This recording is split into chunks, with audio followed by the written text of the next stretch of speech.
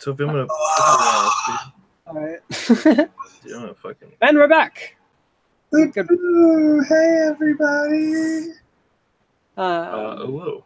So, last time we played, the party arrived in Nyrsim after getting spooked in some caves. You did some questioning, kind of showed your hand a little bit there, and then rested in for the evening after a meal at the inn. You got some questions in for the guy. We didn't give him a name. What's his name?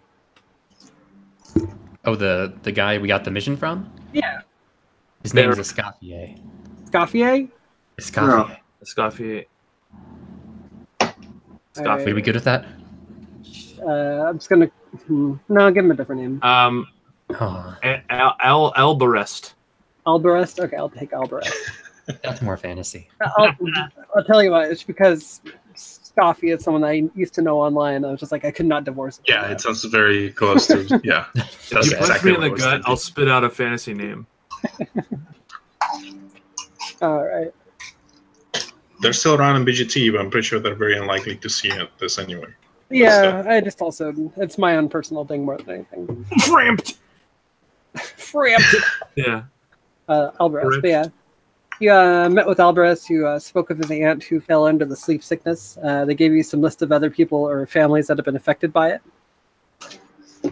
And basically they're just saying, you know, they're hiring you to investigate into it, see if you can find the evidence that you need to bring down Callahan.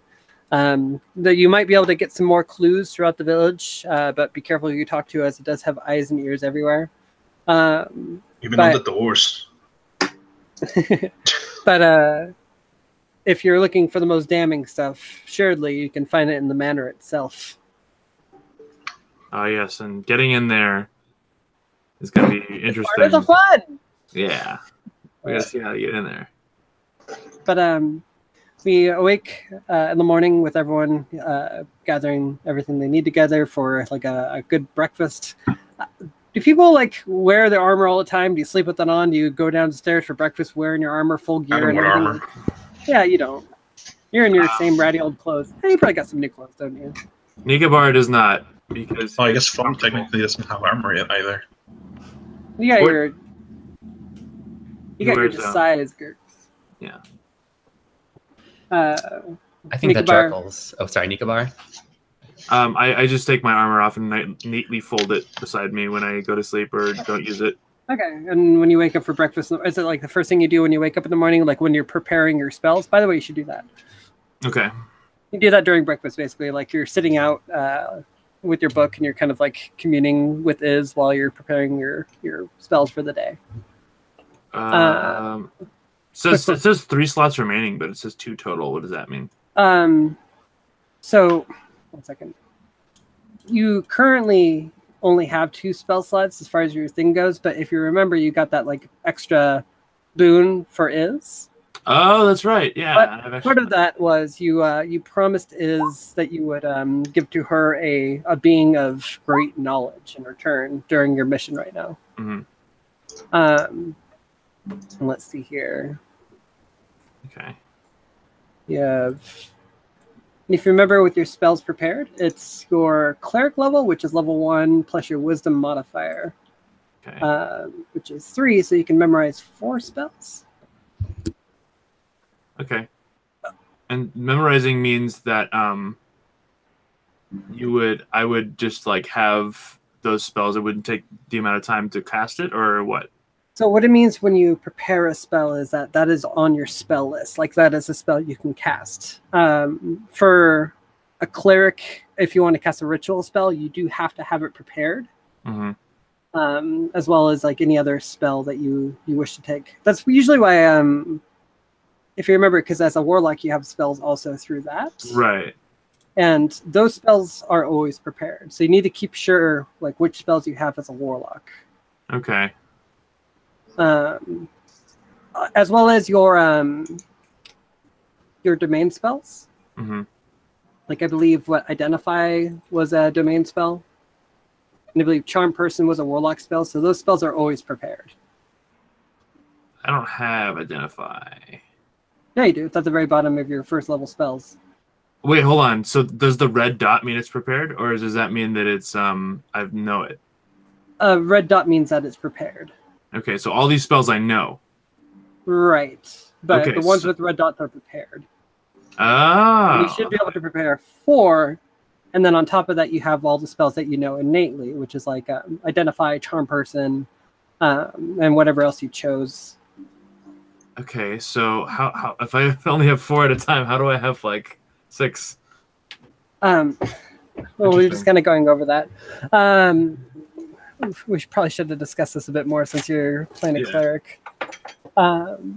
So again, I edited this out of the podcast, but I do want to take a second to make sure you understand. Mm-hmm.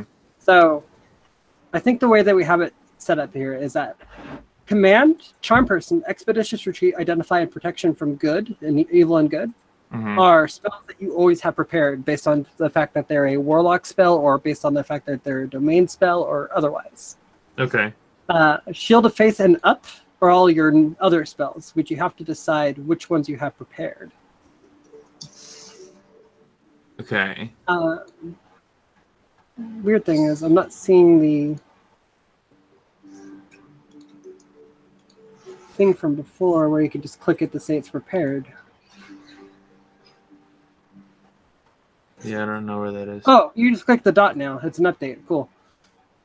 So. Okay. So would I just like? So here, let me do this for you. Okay. So everything that currently doesn't have a red dot, choose 4 of those.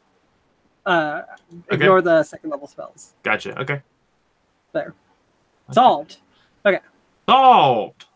So again, Cool. you I'll guys do woke that up in now. the morning. You gather yourselves, wake up, yawn, and as you come down for breakfast, it is a good bit quieter than it was last night. It's much less people are around. There only appears to be one other adventuring party currently still in the inn right now, as well as a halfling that's sitting there. Appears to be eating breakfast and reading a book. As you guys come down around, the innkeeper wishes you a good morning and asks if y'all are hungry. Oh, Garrix is definitely hungry. You know it. Charcoal shrugs. All right. Is this halfling behind the counter, or is he like sitting at the counter? Oh, that reminds me. I can move you guys to the new map. Or is he standing at a... A small silver mirror. I don't have that. No, sir. That fucking halfling.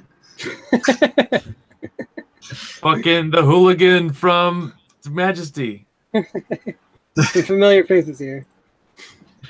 The original Nicobar. Oh, how big I am. Such a big token. Yeah, you barely fitting there. Should probably be a bit smaller. How do I change that? Flump is like a little bigger than Nikabar. I don't know what happened overnight. Yeah, should she be like the same size as Gurks, if not smaller? How great would that be if Flump Or just she's shorter, turned but giant? not Yeah, necessarily. I don't know how that happened, but Gurks is actually like significantly taller than you. Yeah, but probably Right. not wider. There we go. Probably like a little stockier. Yeah. All right. So you guys sit down wherever you want for a nice breakfast in the morning. And as you're enjoying whatever it is you're eating, some, I don't know, oatmeal, some other meats might be prepared, some bacon. Gurks, you feel inspired to ask your new traveling companion something.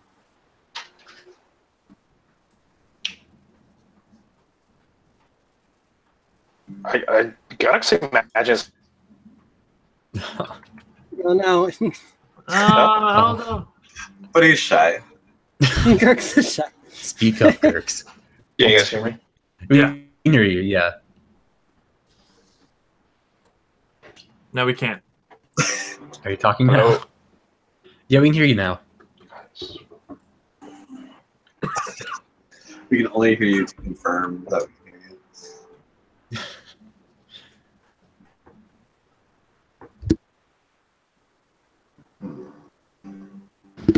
Although if you're talking now, it's just been nothing but silence for the past like 10 seconds. Can you guys hear me now? Yeah. Yeah. Hello, Gex, my friend. Phoenix. Literally, the only thing we can hear is Okay. him saying that. Well, Yeah, looks go ahead. sounds like you're not hearing me. Every once in a while, you'll come in, and when you ask if we are here, we can hear you, and then like nothing. Yeah. Yeah. Like, can you hear me? Yes. And then It must be really silence. frustrating on your end. I'm sorry. Yeah, Yes, we're it is very frustrating. We heard Oh, that and though. thanks, Janae, for helping me learn how to play Caster. Yeah. I didn't thank you before. Thank you. No, it's all good. It's complicated. Also, I got a stomach ache, and it's hard for me to learn. Oh, Uh, everyone seems to be down right now. Also, Phoenix disconnected from Roll20. No, Phoenix. Yeah, but am I here? Can you get on your phone real quick? I'm on my Could this be phone. the end of our party? Oh, you are? Oh, This is shoot. me talking through my phone. Huh? Drive to your local 1 library. second. Might need to reset everything. Oh, jeez. that's Well, cool. Take your time. We're all caught up. We don't have to do that part again. beginning of this session, teach one person how to cast, prepare spells. Wait for another person to like reconnect.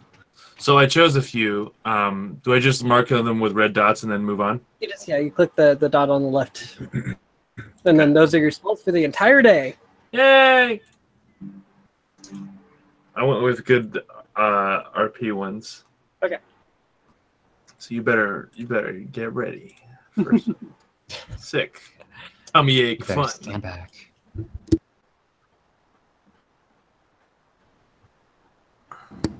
Okay. Well, we'll take a quick moment. If you need to use the bathroom or something, we'll do it now. Roger, Roger. Let's see. I don't really want to stick on webcam this time, but I want to show you everyone something I got. Oh yeah, Jeanette, what we got, huh? What we got? God bless you, Evan. I'm a little bit of a mess because I took a shower, but let's see.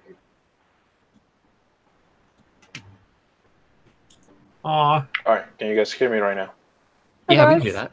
I like your shower hair. Thanks. But now I got this guy. Oh, look at that. That's cute. We heard you, Phoenix. Yeah, it's adorable. Are you getting the Octoling amiibos in December? I'd like to. I'd like to at least get the girl one. I saw the Kotaku article about them coming out in December, and I was I think like, my I know computer's who's gonna crapping on go. me too now. More than anything, I want the Pearl and Marina ones. Totally. Because I already got We heard that though. Callie and Marie. Oh Well, yeah. All right, that's enough of that. Thanks for sharing, though. All right, Phoenix. Can you guys hear me? Yeah, we can hear you. We heard everything you said back there, I'm pretty sure. Okay. You sound great now, by the Okay. way. Now my computer's fucking crapping on me.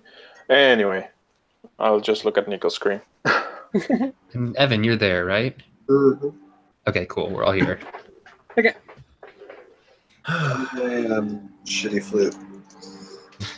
Kirks, do you want to learn about your allies? What do you ask? God, fucking 20 minutes to ask a question.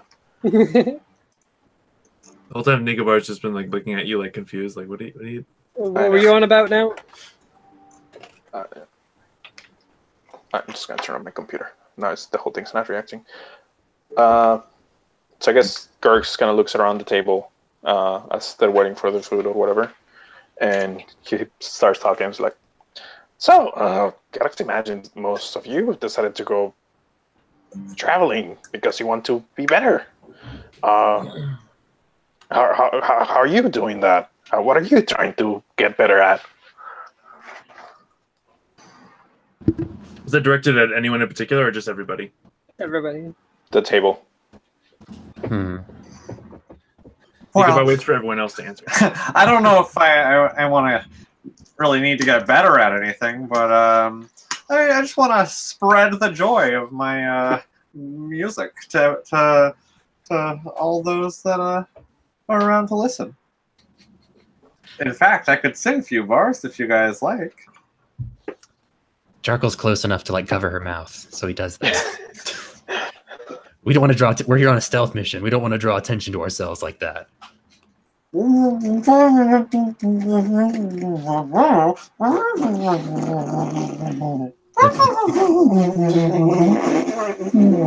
adults from Pinos. Let's go.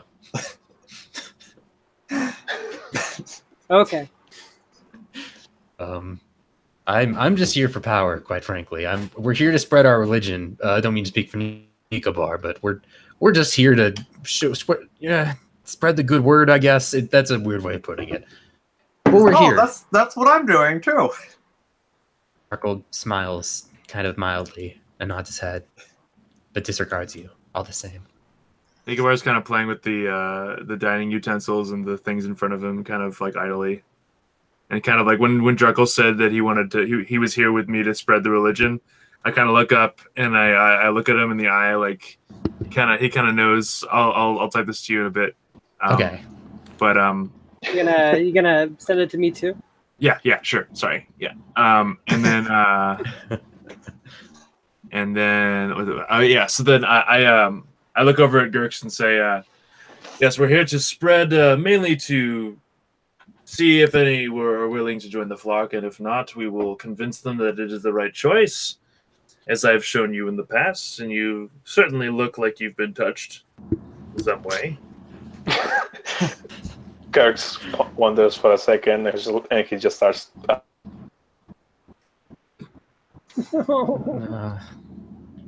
Moreover than that, my aim is to learn. There's so much to learn here. I've already found this book, and I'm looking to learn more, if that makes sense. Well, I'm sure there's a thing or two I could teach you. Nikobar looks over at you, kind of wincing. Like She does her patented turn her head and blink because she can't wait. like an audible squishing noise. She says wink. Wink. Jarkle notes internally this is like the third time Flunk flirted with like Nikobar. And he's like, man, something there. There's something there.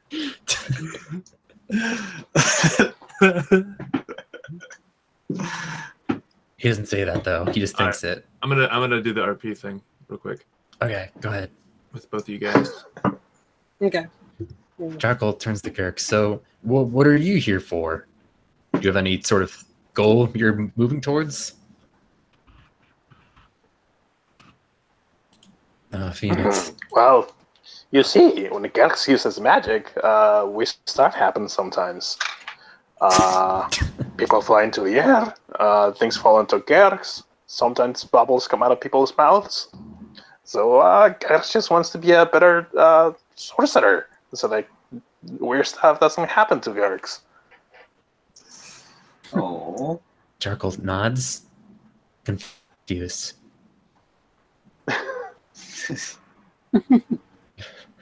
Well, Nikobar knows more about magic than I maybe do. if Gerx tries to use more magic.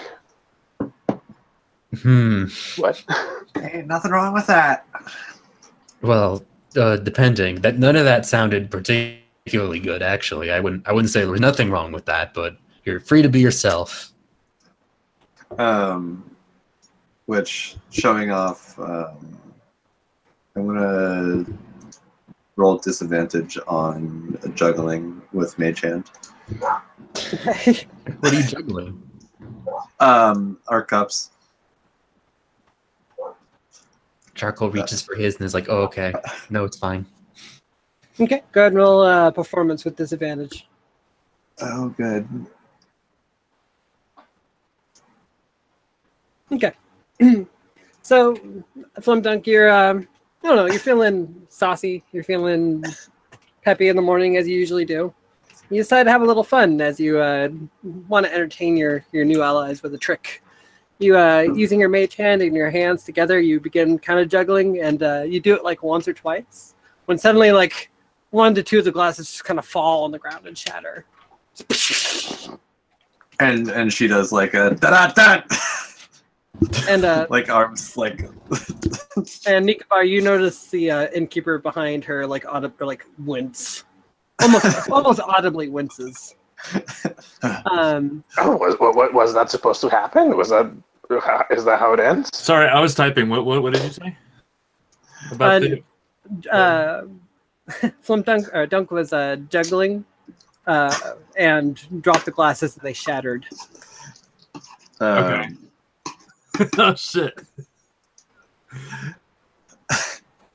Where Where did they shatter though? Like right over here? Like on the table. Yeah. Oh shit! Okay. Like one shatter's on the table, the other shatter's on the ground, and the innkeeper winces. And you see him like begin to like get something behind the bar when Jarkle, you notice at the corner of your eye, the other adventurers in the group, you can tell from their like equipment and stuff that they have on them, like they've stopped talking and they all kind of like turn towards you after the glass shatters. Oh, they turned to me. Jarkle just waves absently and smiles very warmly. Hello, friend. You see the half-orc sitting at the north part of the table stands up, actually, as everyone kind of looks towards him, and he begins walking over. And he steps next to Gurks. Oh, and, I want to move a little closer to Gurks protectively. Just kind of get out of my chair and move to, like, here. Okay, as you begin kind of edging forward, you see the half-orc, like, gets up a little close to him, and he begins, like, sniffing him. Oh, seeing that, I'm getting a little closer. Hey, friend. Hello, friend. Why do you like the smell of our... And he pauses, trying to say gnome, but realizes it's a lie, and looks to Nikobar for help.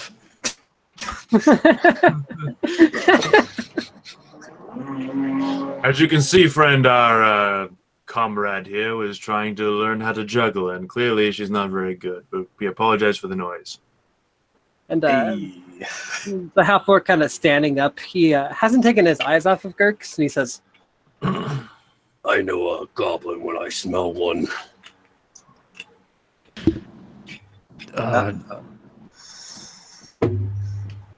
It must be all the goblin blood that Gerx has bathed in before. You know, Right. killing all those goblins. Mean little green shits. and then you see him like go to suddenly grab Gurks. Gurks, go ahead and make a dexterity acrobatics check. Yeah, do that. You're gonna have to do that for me. That's true. My computer's still fucking up. All right. I'll roll yours and I'll roll his thing.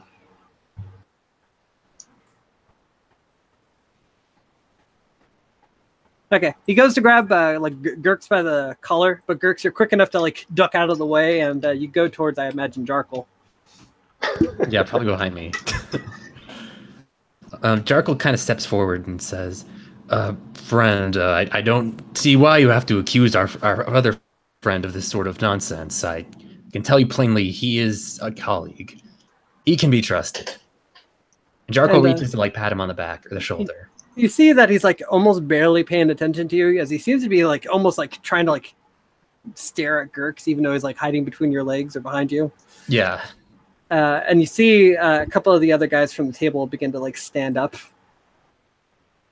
And sorry, I just had to make sure of something. And the dwarf there says, "What is it, Lum?" And he points towards like between Jarkle's legs and says, This was hiding a goblin. Don't do that. "Oh, you're hiding a little greenskin with you." Jarkle looks to Flump for help. Flump's good with words. Yeah, really good. Fucking, she like leans with her elbows on the table and like looks at the orc guy. And he's like, "If you're gonna get handsy with anybody, come over here, you big lug." Jarkle physically winces.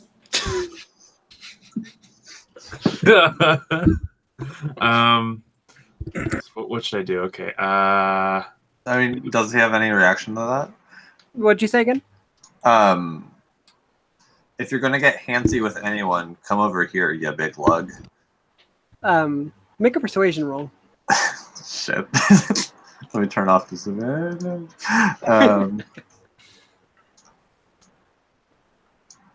Oh no.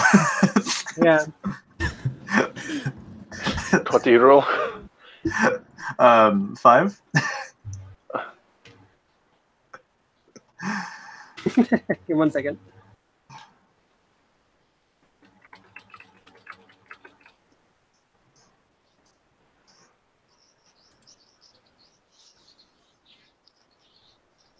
Yeah, you're like, hey, if you're gonna get handsy, big guy, you should come to me. And like, he doesn't even like break eye contact, or he doesn't even break eye contact, and doesn't seem to pay any mind to you at all. And if anything, he becomes a little more aggressive, and just like looks up at Jarkle at this point, and like staring him dead in the eyes, says, Why'd you bring that one to town?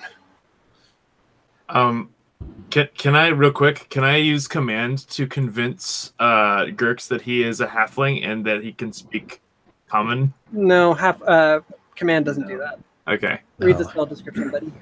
Yeah. Did it come through earlier when I was trying to convince the orc that I was that I was a gnome? Or did I not come out? Okay. Let's see. Did it Nickbar, come go out ahead or and make a perception check, though. Okay. Because I was gonna say I wanted to make a charm person attempt. 1 second. Perception. Oop. Okay. Well, all right. Yikes. First one of the night. Let's see what happens here.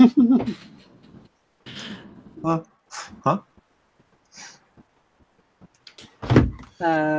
Go ahead and make a, let's see. Sorry, should I respond to the guy, or are we doing rolls still? Let me check something real quick. Okay. Wait. Okay. Okay.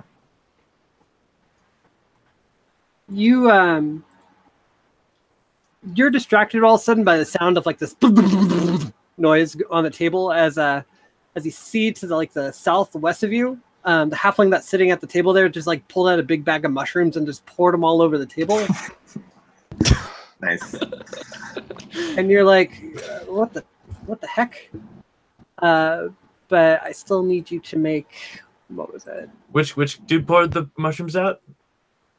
The halfling that's sitting at the table there. Oh, this guy here? Okay. Yeah, I just like poured out a big like bag of mushrooms on the table, and it completely caught you off guard. It was kind of like falling over the sides. Fucking sorry, I just noticed the Joe ass avatar to the north.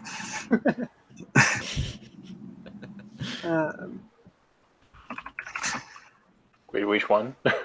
No, it's off screen. It's in the other building. Very north, yeah. I love this mushroom dude in the middle of like a Texas standoff. Just enjoying mushrooms. Sorry, give me 1 second. I was pulling up the spell. I need a wisdom saving throw with disadvantage from Nikabar. Okay. No. He ends up Just give him being saving controlled by the throw. mushrooms. It doesn't get much more disadvantage than that. What the fuck is going on? An older No. gentleman walking up after you're like distracted by the halfling pouring out all these mushrooms kind of steps up and calmly looking at Nikabar says, "You look like a reasonable sort. You and your friends should all leave town, I think. It's best if you don't have one of their kind here. And it sounds really reasonable to you. Maybe all of you should leave." Does Jarkle respond to the thing now? Yeah. Okay. Jarkle says, friend, listen, we brought our goblin here because he is also our friend. I was very clear in that. I do not tell lies. I'm a paladin. In fact, if you have any reservations about our friend, I can dispel them quickly. I have an ability to tell evil from the world, and I can divine it if you wish. Here. And he holds out his hand, and it glows, and he casts Divine Sense. Okay, as your eyes begin to glow with a divine light for a brief moment as you cast your sense around you, and you pick up a sense of undeath around you. Ooh. It does say I know where... Wait, do I know where it is? It says within 60 feet I know where it is. Yeah, it does, and you're feeling it right over here by the chessboard. Charcoal, really taken aback by this, suddenly pulls out his halberd. And okay, friends, I don't mean to derail this conversation. Yeah, sorry. You see the dwarf here. The half-orc stands still. You see a guy over here pull out what appears to be a dagger. The guy sitting here pulls out what appears to be some pan flutes. A pan flute. In much nicer condition than Kirk's. Gex likes to play the pamphlet too. And says, What are you trying to do? Charcoal raises his hand kind of, but stares at the chessboard and kind of looks around. Friends, there is an evil in here. I don't mean to derail this conversation, but there's something in here. And it's not our goblin friend. This is new. It's undeath. And he starts scanning around and kind of like maybe... He kind of like points to the chessboard clearly and kind of like, yeah.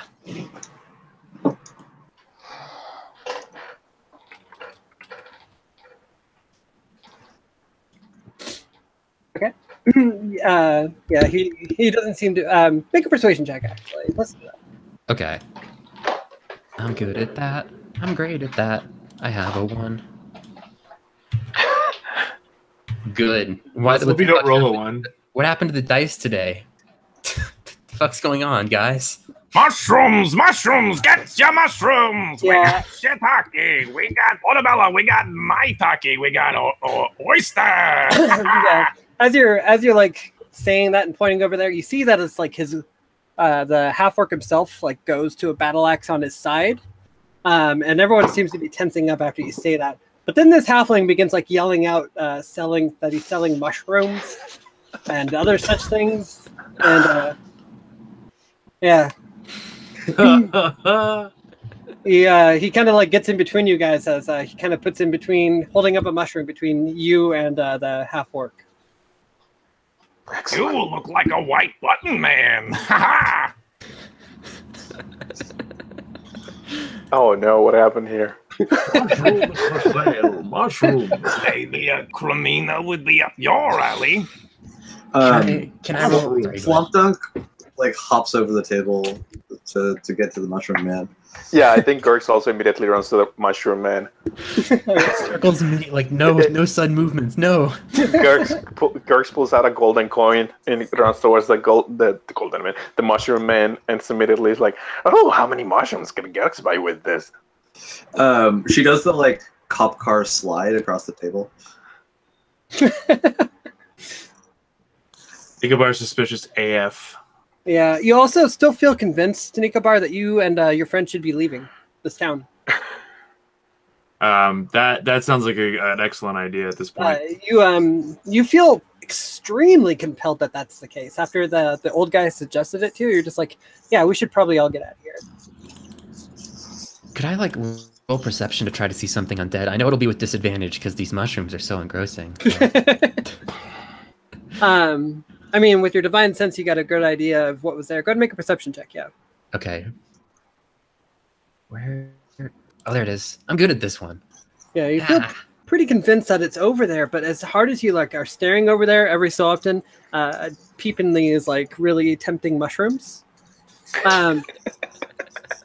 you can't see anything there. You just can feel something is off. Can Jarko move over there and kind of stab at that spot from like a little bit of a distance since it's a halberd?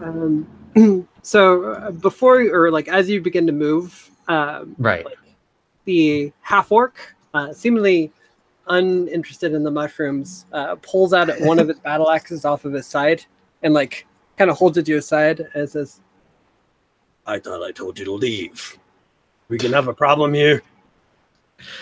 Nikobar gets up and walks around, very deliberately putting his mace on his side, and kind of like walking around slowly, not looking like he's intimidated, but like understanding that he is at this point not gonna engage in a combat situation. And then like as soon as he gets to the door, he kind of looks back at the party without saying anything, and then just like nudges his head towards the door and like just like leave. So this whole time you've been kind of walking around there and yeah. So yeah, Nikobar goes over to the door and like gestures towards you guys. The guy like pulls out his battle axe and says, "I thought I told you guys to leave." Oh, but come on, I want to get some mushrooms, I'm almost out of blue-it mushrooms. It means I might have to leave and get some more. Does he wink when he says that? Do I little wink sparkles with fall both out of his eyes? Wink with both eyes. I guess that's just a halfling thing. hey, Mr. Mushroom, why don't you come with us? That sounds like a good idea. Maybe I'll sell a few of these outside. Boys, He eats mushrooms so they're perfectly safe while distributing them to the men at the table. You what?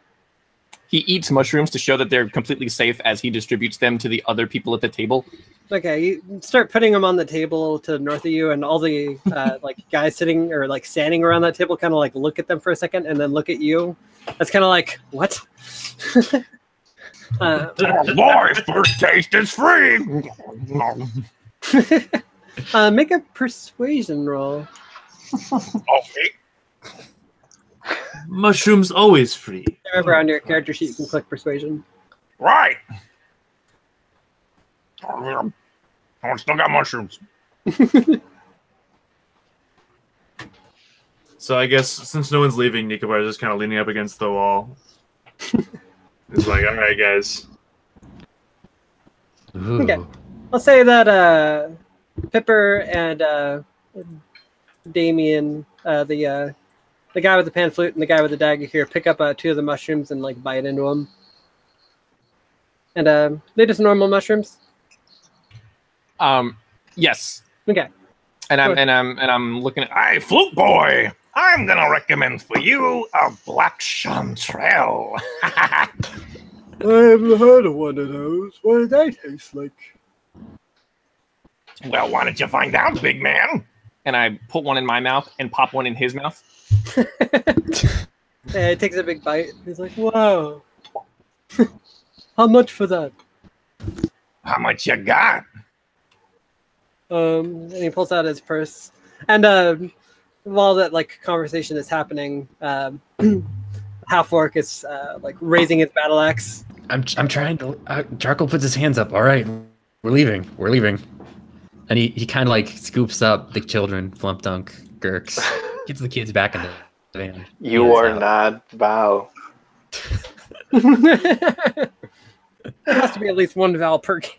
We've already established you're my son, so you better be quiet. We already established that was a lie and that you felt bad for it. He didn't feel bad about it. Either way he does it. He scoops you guys up and he heads out. We got to get to a soccer game. But Galax wanted to get some mushrooms. Gurks will get more mushrooms. He walks along, Becky. He looks disappointed. Bridget doesn't resist, but she grabs the cup, and drinks it while being carried. And Someone Jarkle else- walks over to Nikobar. Someone else's cup. Yeah. You probably picked up Jarkle's cup. Whichever cup she was able to reach as she was moving. Or like from this table, or this I one. think there was a cup there. This one. Oh, okay. There was a cup left over. There wasn't really anything in it, but you got like a little bit of backwash. Nice. To Jarkle, when we get outside, I kind of like look to him, and I feel like I have to kind of explain myself to him a little bit because that's not something that I feel like I would have done normally, and so I just kind of like say to him, like, those guys look a little bit too prepared, if you know what I mean, for combat. I don't think that's the time or the place. You know what I mean? Jarkle nods. You also feel very convinced that you should be getting out of town, all of you, Nikobar. I hope I am stressing that enough. You feel that very, very vehemently. Okay. So maybe even magically so.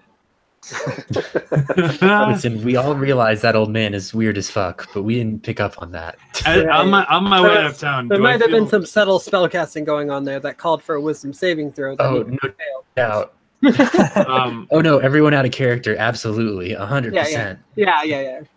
Oh yeah, on there's my way even out of town, being magically convinced. Do I ask anybody if what the Callahan looks like? What? Do I ask anyone in town while I'm out of like making my way out? do I ask anyone? Can I ask anyone what Callahan looks like? Oh, wait, Well, you're leaving town. right now we're on the porch. Yeah. Right now you're like outside on the porch. Okay, but like since I'm basically going out of town now because I'm compelled to. Do I on my way out ask You anyone? feel compelled to leave town with everyone to convince everyone with you currently. Okay. He said Yeah. maybe you and your friend should get out of town with that one there, and that was basically the command you were given. Well, can he like be like, they're not my friends? Hey. He failed his saving throw. I got a 1 on both. Yeah, no, you have to follow the intent of the caster. Okay. Is Mushroom Man coming? So yeah, I guess I'll be like, hey guys, let's get out of here. Let's go. Do you follow them, Mushroom Man? Mushroom Man opens up the doors, yelling back, Hey, you with the axe! Don't eat the false morals raw! All right? Hey, my Mushroom Man! As I walk out, I'm counting all the silver pieces I made. That's 40, 80, 47, 80. All right, we're good. Damn, man. 80? Damn. 8 gold pieces worth of No. mushrooms? Hot No, damn. that's silver pieces. Okay. No, I mean 80 silver pieces equals 8 gold pieces. Ah. Hey, man. Probably It's top of the line. probably more Space like 10. 80 copper. 80 copper, whatever. There's a reason I don't have my glasses. Can I really quickly You because thought they were gold. I'm a little embarrassed about the performance in there. Can I make his money look like Monopoly money or like play money? I don't think you have the ability to do that. No. Okay, I can't use minor illusion for that. No. Okay. You can create I'm an an object. So, yeah. You can create an object within a 5-foot cube, so you could like I don't know, make a floating picture of Monopoly money, but you couldn't like change the appearance of his money. Oh, right. Okay. You can create like fat stacks though that you're holding. Who is Philip? With Philip. Domino Philip? So does the mushroom guy react to us at all? He just comes walking out. Boy, you guys really know how to make a scene. I can't help it if I make a scene. So, Oh boy. are we all in agreement then? Or are we heading out of town? I pull up in my hot pick limousine. I don't think Turn so. ahead, then I stop. Do I just feel compelled that I'm just going to walk out of town if that's what's I happening? sit on the chair on this porch, count my money. Okay. You can feel convinced to get all of your friends out of town. All right. Gert is just going like, oh, he wasn't going to do anything. Orcs don't give warnings. Friends, I believe we have a pressing matter to attend to in those crypts again.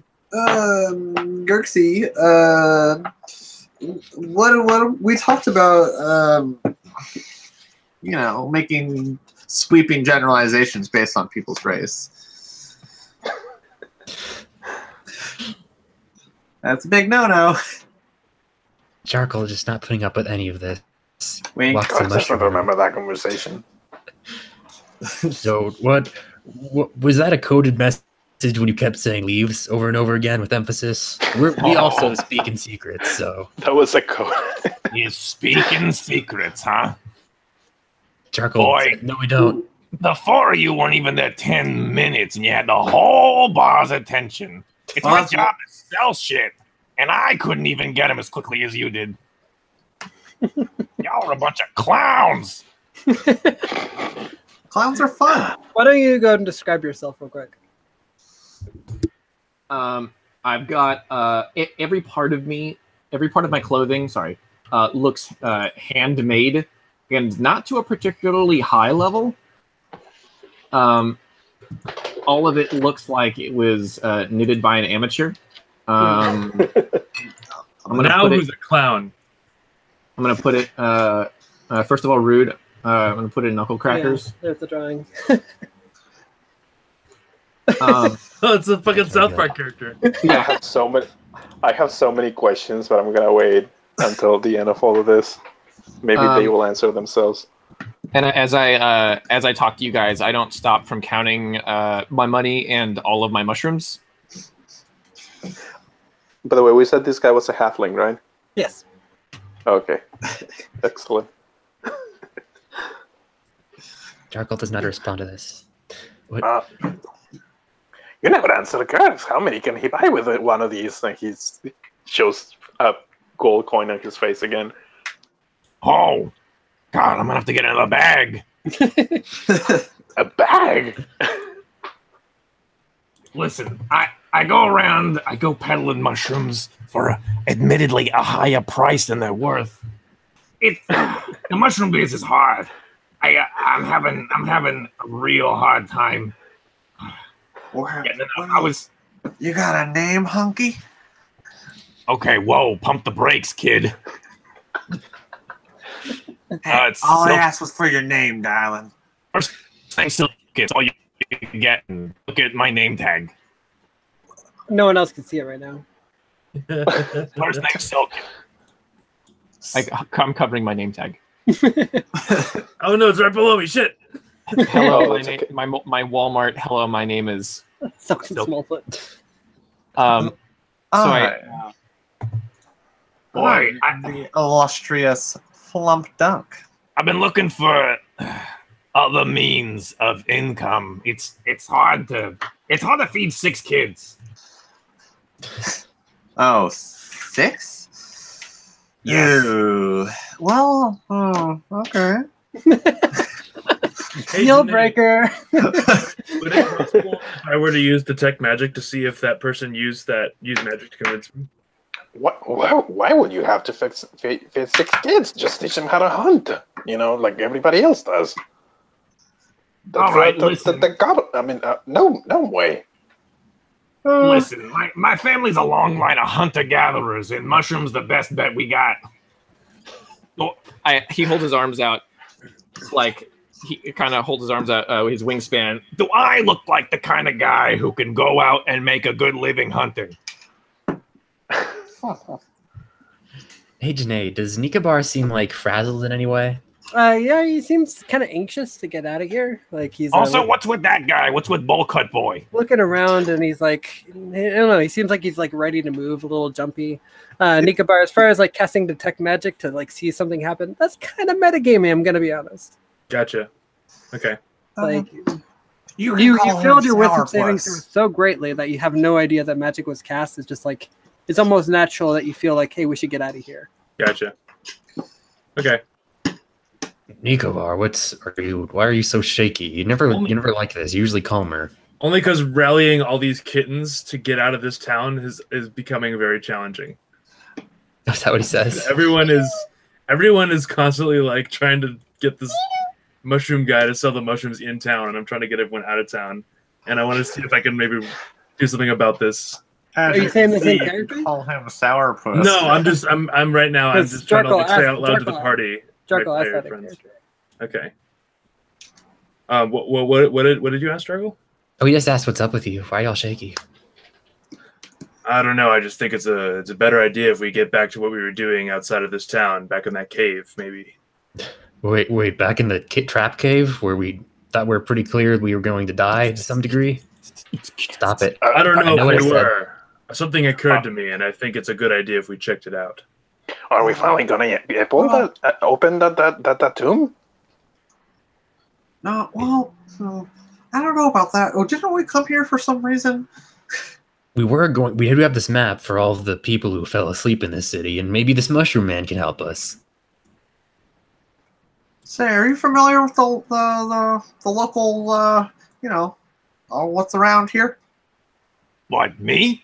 Yeah, you, little guy. Oh, yeah. You're not gonna rope me into any shenanigans. Not the way you guys hold yourselves. Wait, I thought they got. We can get you paid. All right, I'm in. And he kind of like jumps off the ledge and drops a few mushrooms, and then quickly picks them all up, and then hops back on. All right. First things first. How long a job? Do I get paid in advance? I have no idea.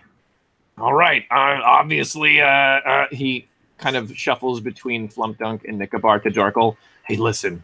And he kind of motions him to get on his knees because it's too high to whisper in his ear. Right, Jarkle like goes down really far. We do the anime thing of like all of us leaning in. He's really small and he's so big, so Jarkle's like almost got his cheek on the floor. Hey, listen, it's obvious who's the head honcho of this whole crew. Can I so what really? What's the take? Is everyone leaning in? Yeah, we're all listening.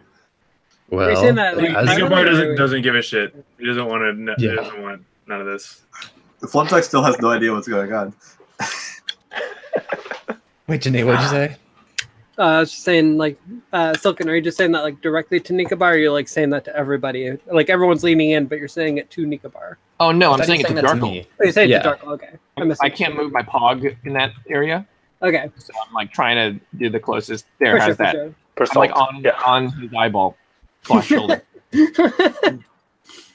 I like that you Well- adjusted my pog size for my character. Well, friend, we're here because people are mysteriously falling asleep forever, and we're here to solve that. That's right. And we're I actually mean- being paid. Oh, There's that's a name for that. What's the name for that? It's A not long death. sleep. Oh, I know what you're doing. okay. Well, I don't know what you're doing. What the hell are you talking about? We're you solving- happen. Oh, There you go. fun. Okay, we're solving a mystery. People are falling asleep forever, and it appears to be the evil head honcho of the mansion, which is filled with valuables, and we'll probably loot it once we kill him. So you can get in on that if you want to. All right. Well, so you're okay. You're really not from here because it's been really obvious. We're oh, I can't lie. No, I was gonna lie to you. No, you're right. We're not from here. Wow. All right. Okay. So, the sleeping problem. Did you hear about the sleeping problem? 3 of my 4 kids, 6 kids. Sorry. Now, I thought it was mono, but they ain't coming back even for the whole mushroom kick. Wait, okay. Do you still want money, or do you want us to save your kids? You can get both if you want. Just I'd like to have your priorities a little clearer. I mean, one begets the other, so I'm looking for cash so I can continue to find something. Okay. Would you say you put your lives of children ahead of the cash? I mean, I need cash to. Yes. Okay, Jarkle smiles and gives a thumbs up. You're good people then. All right. Well, listen. Come on. You can be honest with me. What's the take? Is this really what you're after? Who is paying to find out about this illness? There's no money in it unless you found the cure, haven't you? Mhm. Well, no, we're trying to. I think. Yeah, that we're. Yeah. Are you Yeah. asking that for real? No. Okay. No. We're close though. We're pretty sure we know who's causing it, and if we can find him, we also found a tomb. But if okay, let me. Oh yeah, explain it's probably this to you. magic, right? Jarkle nodded at her. Oh yeah. Whom? Thumbs up. A tomb full of scary writings in Sylvan, as well as a 500 gold reward. Whoa! All right. That makes 5, right? Now, did the fellow in there who got me good? Did he say get out of town, just like to the town limit, or did he say like get out of the whole area, like get out of the country? Like what? You just said specified get out of town. Okay, so I guess yeah. Get out of town. While they're talking and stuff, and I'm very I'm not having it. I'm just like, guys, if you need me, I'll be over there. I don't. If you refuse to follow me, that's fine. But I'm going to go back to the tomb and do some more investigating. Ugh. And I just leave. All right. Listen, big guy. What was your name again? Jarkle, and he kind of still looking at Ikabar, like half paying attention. All right, Charcoal. There's a bar full of people who hate you already. After 15 minutes, fucking bowl cut wants to get out of here. I suggest we leave. Okay. Well, no, but there's the tightening gauntlet and duty and For such a big guy, you give pretty easily. No, it's okay, man. I failed the roll. We have to go. But Nikabar's like, we need to. Wait. Do you not want me to leave? Why are you egging me on for leaving? Let's go. Jarkle's so confused. Come on, Charcoal. He follows and he shrugs at Flump. Flump, we'll be back. This won't be the end. We'll get Nikobar back into this. We just need a human for a moment. Could have sworn there was like a lead here. No, there certainly is, and we'll return to fight that lead. I detected evil in there, and there's evil everywhere here. I believe. Yeah, but wasn't like the cave like a little too spoopy right now?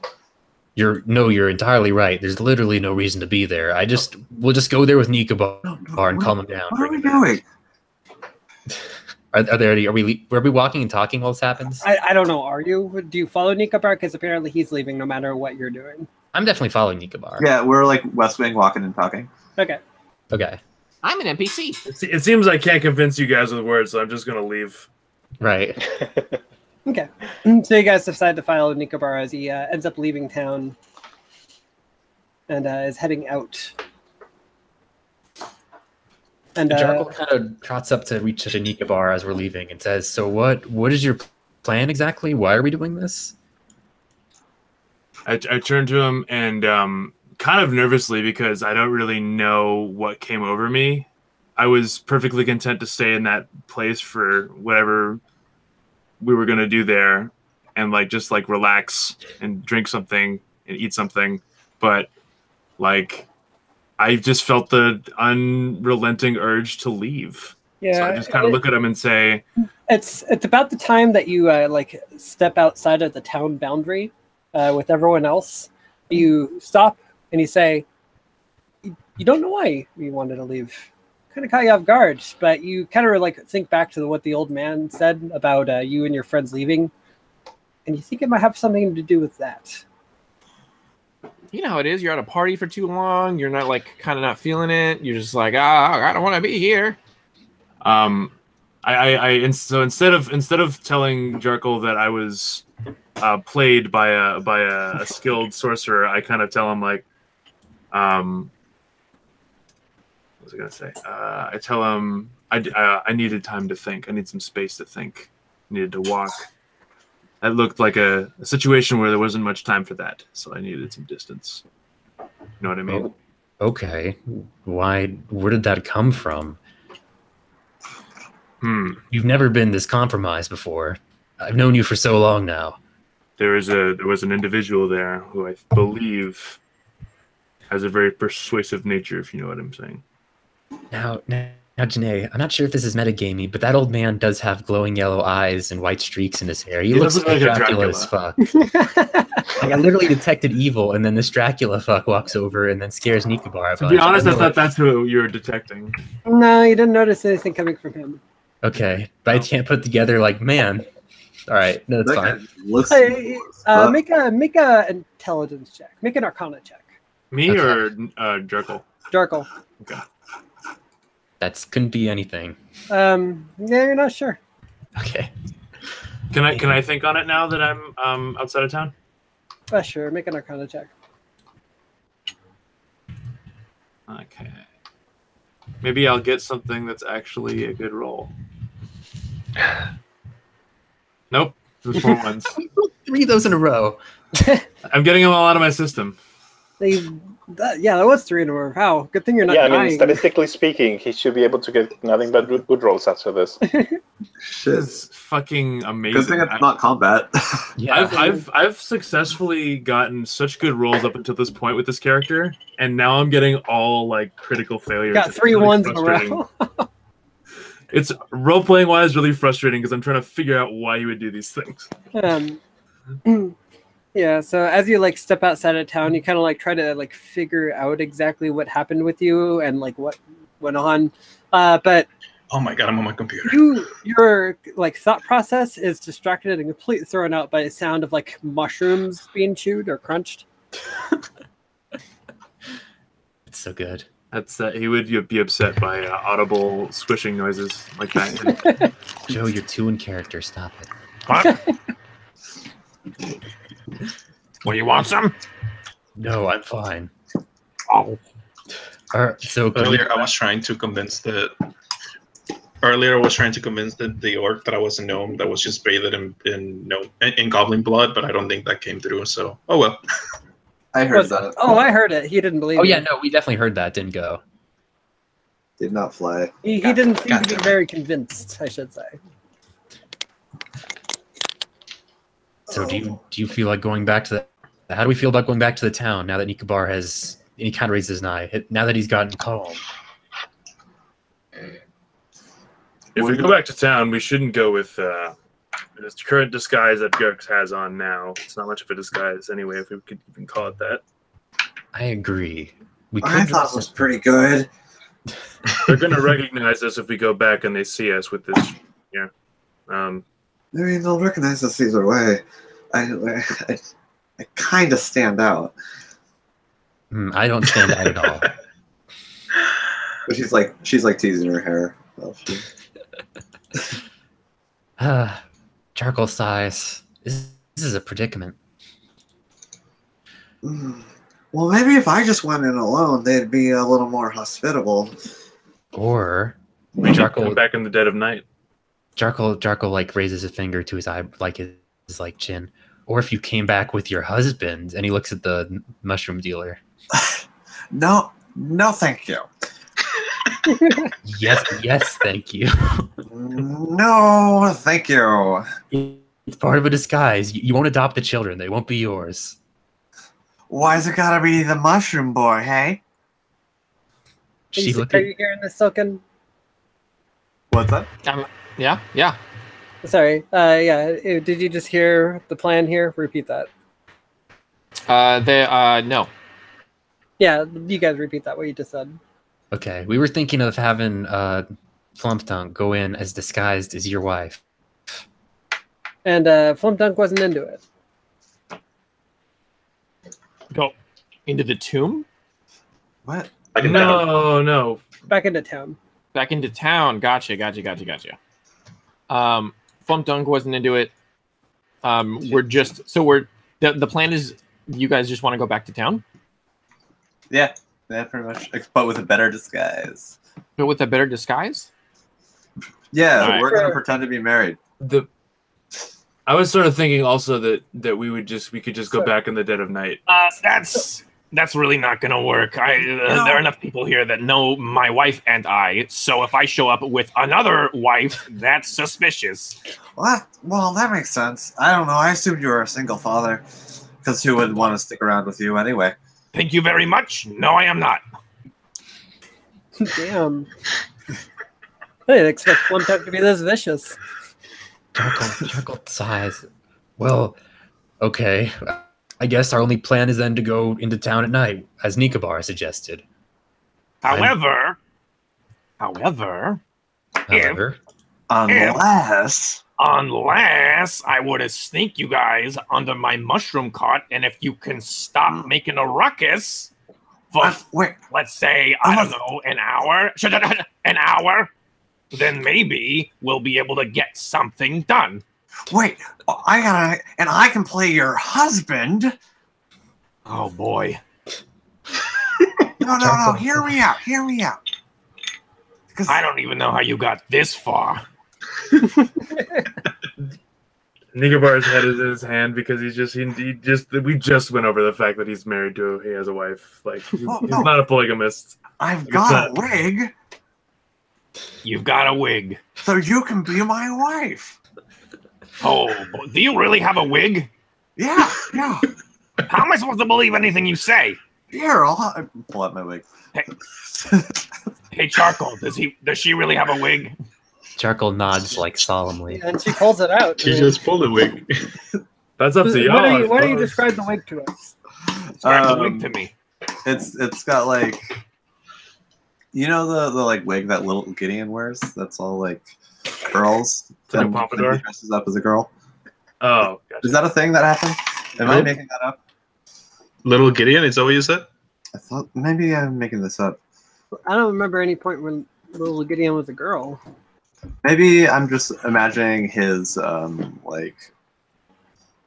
pompadour was a funny. Like looking at fan art. All right, I take the wig from her. Do you allow me to take the wig from her? Yeah, it's like golden curls, like Like Shirley Temple style, like golden curls. yeah. Okay. All right, I take the wig for a second, and I'm Goldilocks type of thing. I'm Yeah. assessing the quality. Actually, and I hold up the wig towards Gurks and close one eye. Hey, the guy, small guy, goblin boy. God, she's taller than you. Listen, so's my daughter. You think maybe how's being a lady for a day? Hey, we're all small. Not talking to you. How's being a lady for a day? Hey. Yeah, it will be the first time. All right, you're in. All right, so I've got a plan. We're gonna go in broad daylight in my mushroom cart. 3 of you, except this little lady. And I go next to Gurks and I put You the broke wig up on there him. for a second. Yeah, you fell into a robot Yeah, well. okay, I thought it was just me. Can you hear me now? Yes. Yeah. Yeah. All right, so I say, All right, so the 3 of you, if you're willing to keep it down for an hour, are gonna hide under my mushroom mound. There's no way that Jarkle fits under there. Yeah, Jarkle's like just nodding slowly, but in his mind, he's just. I'd like, say this- even Nika dumbest. Bar's a push, but You don't think so? It's but gonna be a definitely big not cart, dude. Jarkle. All right. Well, Listen, how many we of us can- need to be undercover? How many of us need Well, entrance? Okay, the All big of ones us need to be because- undercover. All So of us let's put because I the know what all wig. of us look like. Let's put the wig on Sourpuss. Jarkle just puts his heads in his hands. Nicobar's just like scowling at Flump Dunk again. Okay, all we need to hide is Gurks. We can just say we dropped our friend off. He's clearly the one they have a problem with, and I'll just say I'm here to fight evil, which is true. I'm not going to leave so long as there's evil in this town. How do we all I put feel out to about Jarkle that he defended the goblin, which they believe to be evil. So regardless of whether or not we come back in daylight without the goblin, they'll still be suspicious of us. Well, all right. Quick question. It seems like y'all need disguises just to get into town. Did you guys cause trouble in town as well? I mean, only in the bar. Oh, I mean, they only Only had with this those guys. one particular encounter with those guys in particular. all right. Is it a big town? Didn't do anything. I mean, it's not a huge town, but like you could probably go a while without seeing the same faces. And all I did was throw some cups around. All right. So who's the smallest among you? Just being cautious. Jarkle points to Flump. Flump points at Everybody points of everybody points at Flump, I guess. All right. Okay. How about Charcoal?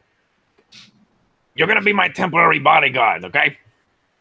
Oh, okay. As in, I'm as a disguise. As a disguise. Jarkle again just thinks, okay, I am. He's gonna say this. I am about the only Goliath any of these people have ever seen. I assume. I'm not entirely sure this is going to work. Well, and I don't think this was going to work for me. I don't like my role. What, you don't like your role as mushroom pile? Yeah, it doesn't sparkle enough. Actually, you know what? Maybe you're right, little donkey. In fact, All right. I'll just be Flump Dunk, star of stage and screen. I reach into my pack and I pull out a sign that says mushrooms priced at 3 copper or whatever. And then on the other side, I write, I start to write new high grade mushrooms available with sparkles. And then I hand it to her and I say, hey, you ever worked PR before? Are you kidding? That's what I do. All right. So, with Big Goliath, man, people are going to think I'm able to hire better muscle. With you as my new PR, people are going to think I'm actually selling some high-grade stuff. Yeah, you got that arm candy on you. I get it. All right, whatever. Bowl cut. What do you got? You got problems as well? You look nervous. Nicobar just kind of looks at him confused, like kind of like squints at him. Like, what are you going on about? Gotcha. All right, listen. Someone's got to hide into the mushrooms. I only got so many rolls. Flunk Dunk like pulls her shirt down a little bit. All right, I'm ready. Or like unbuttons her dress. She doesn't have a shirt. Yeah. Nicobar is just gonna. He suggests that why not Jarkle and we guard the cart as if you were coming into town and you needed help securing safe passage for your mushroom cart. All right, that sounds good. Well, all right. So, and I walk over to Jerks. So you still a goblin boy? You still all right being one of my daughters? Ah, Phoenix. I heard you for a second. Yeah, you cut out there. Try again. Usually works again. Does Mushroom Pile get to hide with the mushrooms? You right? Well, okay. So you got two choices: Mushroom Pile or daughter. Mushroom Pile. That's what I vote. Mushroom Pile. All right. And I take the wig, and I throw it towards Flump Dunk. All right. Hey, listen. Hey, we're just spitballing. We can do whatever we want. I'm just trying to make sure y'all don't get killed. Because, obviously, if I leave it up to the four of you, well, you're going to get kicked out again. All right. Nicobar kind of Jarkle's- rolls eyes at a little short, loud man. Okay, so What was that? So to be clear here, you've elected to get back into town under the guise of being. So I know Flumdunk is holding up a sign and advertising the mushrooms. Jarkle is the bodyguard. Gurks is hiding underneath the cart or the mushrooms themselves. Yes. Yes. Which? Oh, I'm thinking. Probably the cart. That's up to Jerks. Jerks. Jerks. Well, what does this card look like? I figured it was just like hiding with the mushrooms, well covered. I'm gonna draw the cart. Okay, do a quick drawing of the cart. While you do that, let's take a quick bio break. Okay. Oh, okay. I'll be right back. Okay, no, quick 5 minutes. So many things happening all at one time with this group. It's fucking crazy, man.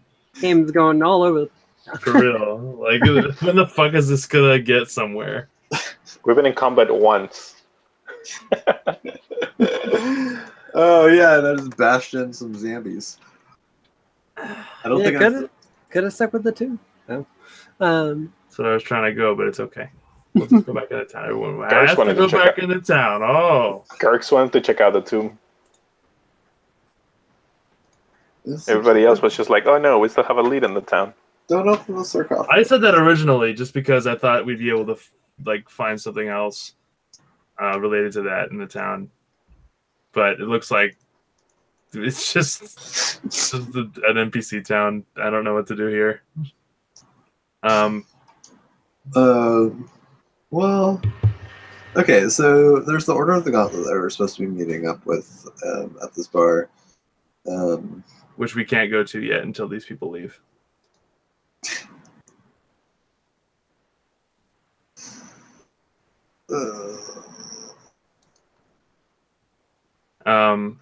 We also let's see, what was the thing?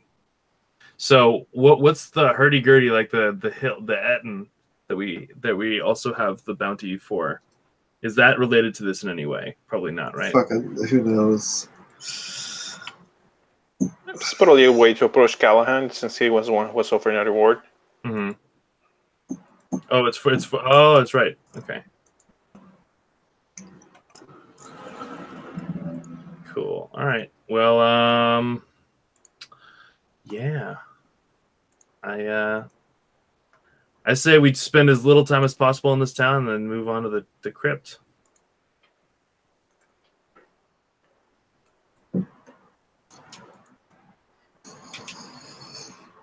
That's probably a good idea.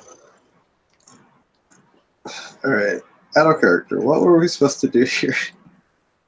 Figure out why people are falling asleep. Okay. And there was a like solid lead in the city, or we have a map that leads us to outside of the city that we got in the city last time. Is that right? I'm trying to remember what the map was for.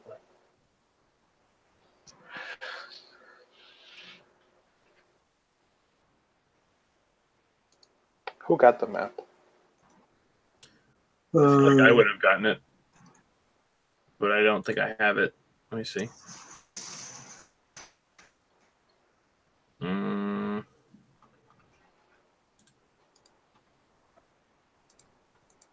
Nope, no map.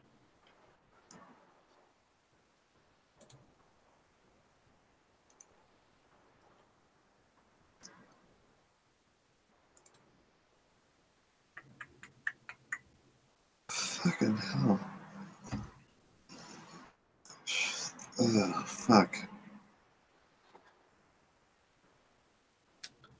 What's up, man? Oh, I don't want to. No. Sorry. I don't want to know. Ugh, fuck.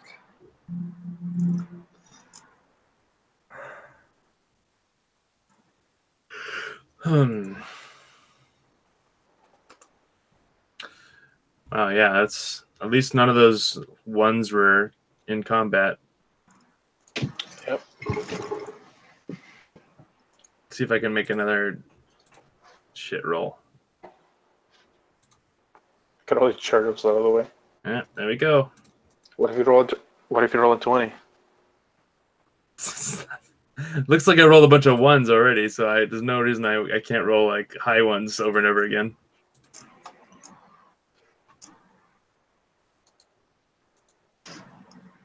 Jesus Christ, this shit.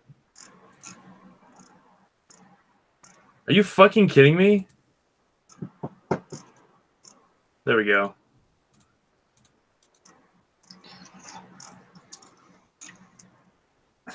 Look at that shit. 7, 4, 3, 11, 3, 2.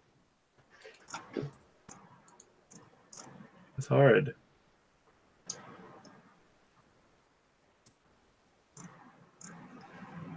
All right, that's better than it was.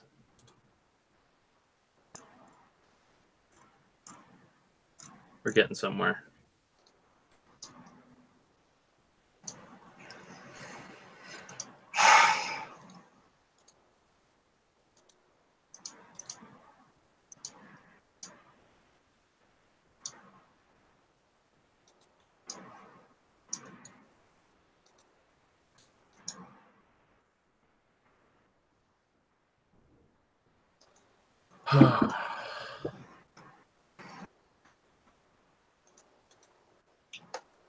Bridget Spinner.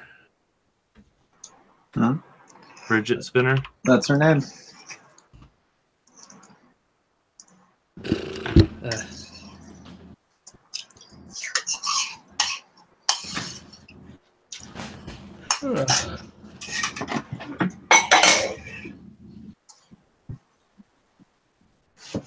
Nico, are you just Googling fidget spinners and playing a wheel game?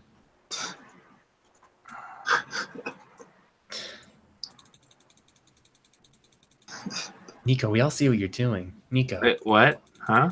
Nico? What's going on? Nico. What's up? No, Nico. It's just, I don't know if you can see your screen, but it looks like you're playing with a fidget spinner. Am I? It looks like it. Oh, wow. What do you make of that?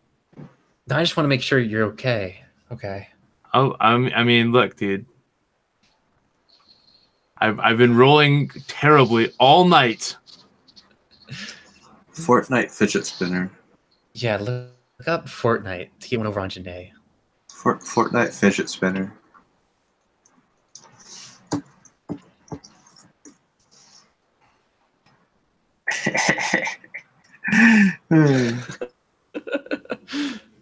No fucking way with this shit. It's really good. How about Oh my this? How about this? Or this? Or this? Or this?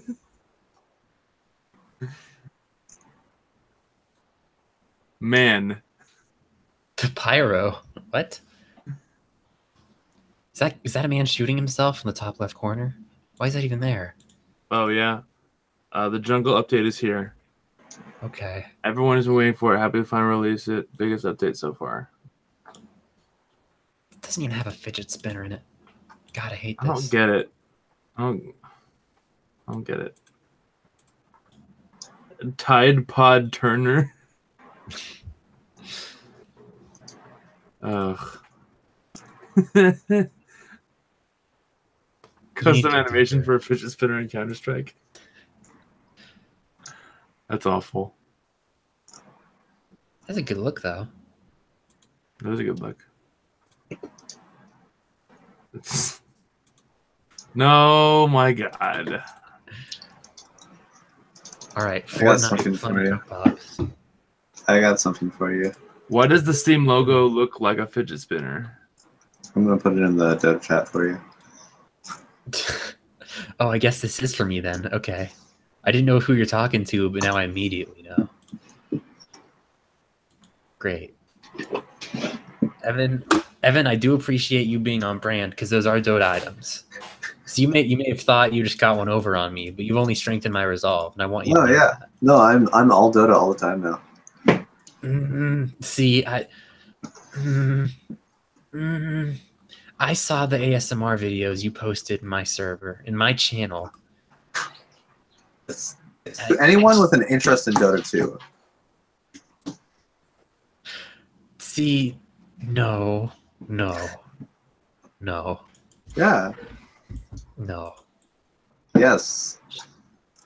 No. Yes. Well, I'm just so conflicted because I hear you say Dota and I get excited, but then I see Dota. actions.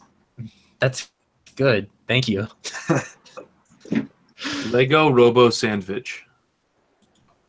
Dota pounds, like Dota. you know?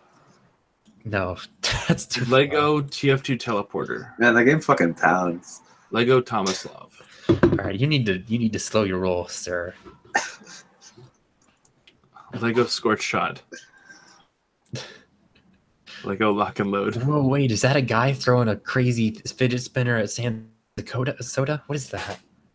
No, the middle one, the crazy like Kroll fidget spinner. These Oh guys. yeah, let's see what he's doing. Alright, let's see how long this connection lasts. What's going on here? What are we forging? A fidget spinner. Casting a 3-layer fidget spinner from soda cans and bullet shells. Sorry you're tired though, Evan. I totally get that. It's a Monday. It fucking sucks. Sorry, guys. I'm tired. I just rolled a bunch and I'm still cursed. Having fun, even though you're cursed and confused as to what's going on. Yeah, sorry. Oh, boy, I'm real life cursed. I don't understand what the fuck is going on with this video. I thought you were about to say going on with the game. I was like, have I not explained things already? No, you've done a great job explaining it. I'm just like, I'm trying to fucking get around my bad luck right now. It's everything. Oh, who has the map? Nico does. I have the map. Where is it? I feel like I would have had it. Oh I just no, don't I know have the where it map. is.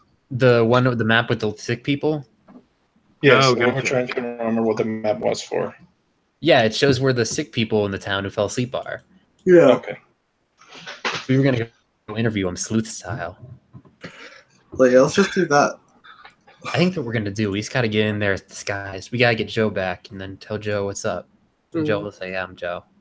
Yeah, I think that's the best course of action. And then let's go to the tomb, Ciao! just so we have everything discussed out in the open. 1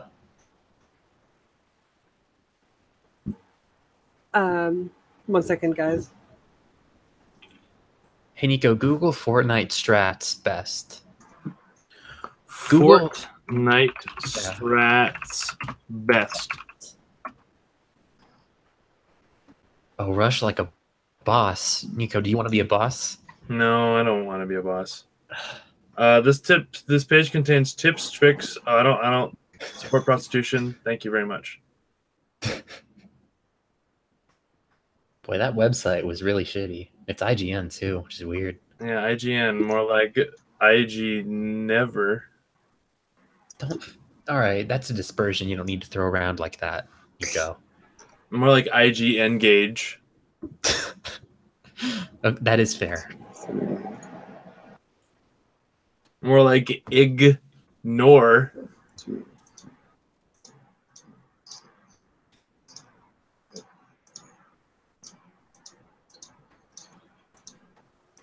Damn. Okay. Okay. I got what I need. Go. Super weed. Go back. What? Huh? What? Huh? What? I think we're all back. Oh, okay. Ah! So, you guys have made your plan to sink into town. Yeah, Jarkle agrees to it with his hand in his head, just shaking his head Being constantly. the best mushroom vendors you could possibly be. So what's your plan exactly here? Where are you going? We're gonna go see all the people on the map who are sick with the sickness. And try to sell the mushrooms, quote unquote, but really just be there to ask the questions. The way that I picture that then is you're like kind of going around, kind of walking around with the carp like a traveling vendor yelling out, mushrooms, mushrooms. Yeah. Because I usually do this going from the neighboring towns. Yeah, so you see people that recognize you. You Yeah. kind of you see them. I don't know. You guys show them the map that you guys are planning on, or you just like, we're gotta go here and go here. Yeah, we keep the map to ourselves, definitely. And I assume Mushroom Man knows where the places are. Okay. He's familiar. Also, Flump Dunk, to add to realism, cast light on some of the mushrooms.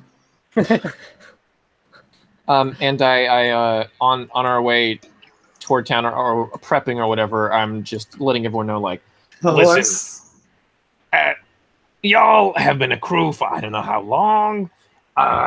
Y'all had a plan, quote unquote, for I don't know how long. I can get you in, but whatever information you guys need for the plan, you gotta push it. Well, I'm just excited. It's been a little while since I've had an acting role. Holy crap. Make a performance check, Flumduck. Make a performance. Why'd you have to say acting out loud? It would have been fine otherwise. I mean, this had to happen regardless. Yeah. Was that 11? Oh, yeah. Okay, well, it's not the worst. Like, it's kind of mediocre, sort of like a performance of like attempting to track people over to your. You're like a person that's like just learning how to spin a sign, and like every so often you drop it, but you get some okay tricks in there every so often. Tee whoops. Do the dip. Do the keep when you pick it up. But as you're going through, yeah, you get a couple of people going through, and customer. Give me a name, Joe. Of a customer or of a mushroom? Of a customer. Oh, let's see. Receipt. Receipt? Receipt. Receipt. All right, Receipt comes up and says, Slippin', you've been making the big bucks, yeah? Getting some employees or something? Well, I mean, listen, when you got a good product, you can't help but sell out. I gotta increase staff as production increases. Oh, surprise, man. I didn't know you were selling so well. Good job. Hey, you know, it kind of snuck up on me. I don't know what to tell you, but also, are you gonna buy something or are you gonna keep walking? Hey, yeah. What's good today? What's fresh? All right, let's see. We got a red pine. Let's see. Also known as a saffron milk cap. You can put this, let it on the stove for a while, let it go, and just, I tell them about all the different things I have. Yeah, real talk, real quick. Did you like pull up a list of mushroom names? No, what are you talking about? I've been wondering. All right, so Of course. you having Flump Dunk kind of like press your brand, as it were. It seems to attract a little more attention than normal, but like it doesn't attract more paying customers. If that makes sense. People throw her change because it looks like a performance. We So, got King Trumpet. We got cauliflower. Oh, the mushrooms. In fact, a lot more people seem to be distracted by like Jarkle walking behind you. Like everyone's like eyes are like darting towards him more than Flimdunk. Yeah, Jarkle's head is just in his hand too. Like he's just shaking it steadily of like, yeah, this is going well. As you guys are walking on through, you see on the map like you're passing by like some houses. The noble curvature of the mushroom just accentuates its inner sexuality. Jesus. Also, Oh, outer mushrooms, sexuality. Don't. It's not just in beauty, skin deep. Since Gerx is Look, you hiding look great. between the mushrooms, he takes a bite of one real quick. So we're like by the houses now? Yeah. All right. He kind of turns to Nikobar. Also, you've seen no sign. In fact, I'd say for the people outside of the cart right now, you've seen no sign of the adventures that you saw at the end. And on top of that, compared to yesterday, you're noticing a lot less adventurers altogether. Huh. Well, Jarkle Speaking. says to Nikobar. So, while they have a distraction, let's sneak away here and do some investigating. Nikobar nods, and yeah, they go about their business. Okay, so Flump, you protect. Yeah, sorry, Nikobar. Jarkle just says to Flump, you protect the cart and you protect the mushrooms. Such a exquisite structure. You'd think it was crafted by the gods themselves. Okay, so you guys are heading away from the cart to go into one of the houses. Yeah. We knock on the door first, obviously. Is it one of the ones that's marked with the? Yeah, on the map you have you find one of the houses that you're fairly certain that is in that, and as you knock, a older woman comes to the door, and she kind of looks to you, and you see that like she's been crying recently as she opens up the door. So it looks up at you, and she almost looks afraid as she sees this giant 9-foot tall man and a man from a land she's never seen before standing at her door. It just says, is there something I can do for you?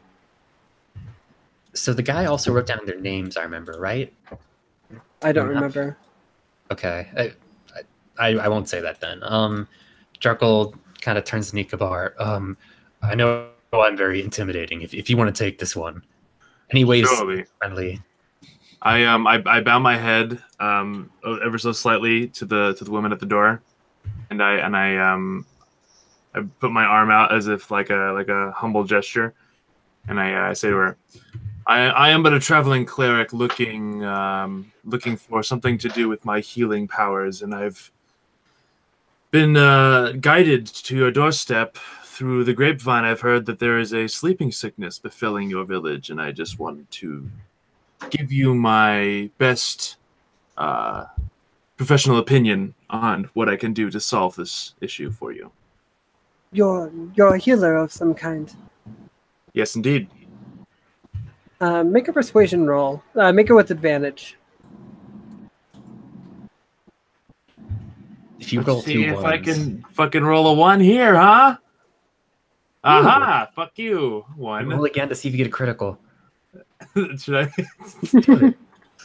Might as well. Oh, fuck it. Let's do it. Persuasion. You get the 23, you get the worst. Anyways, don't worry about it. All right. Well, it's a little bit worse.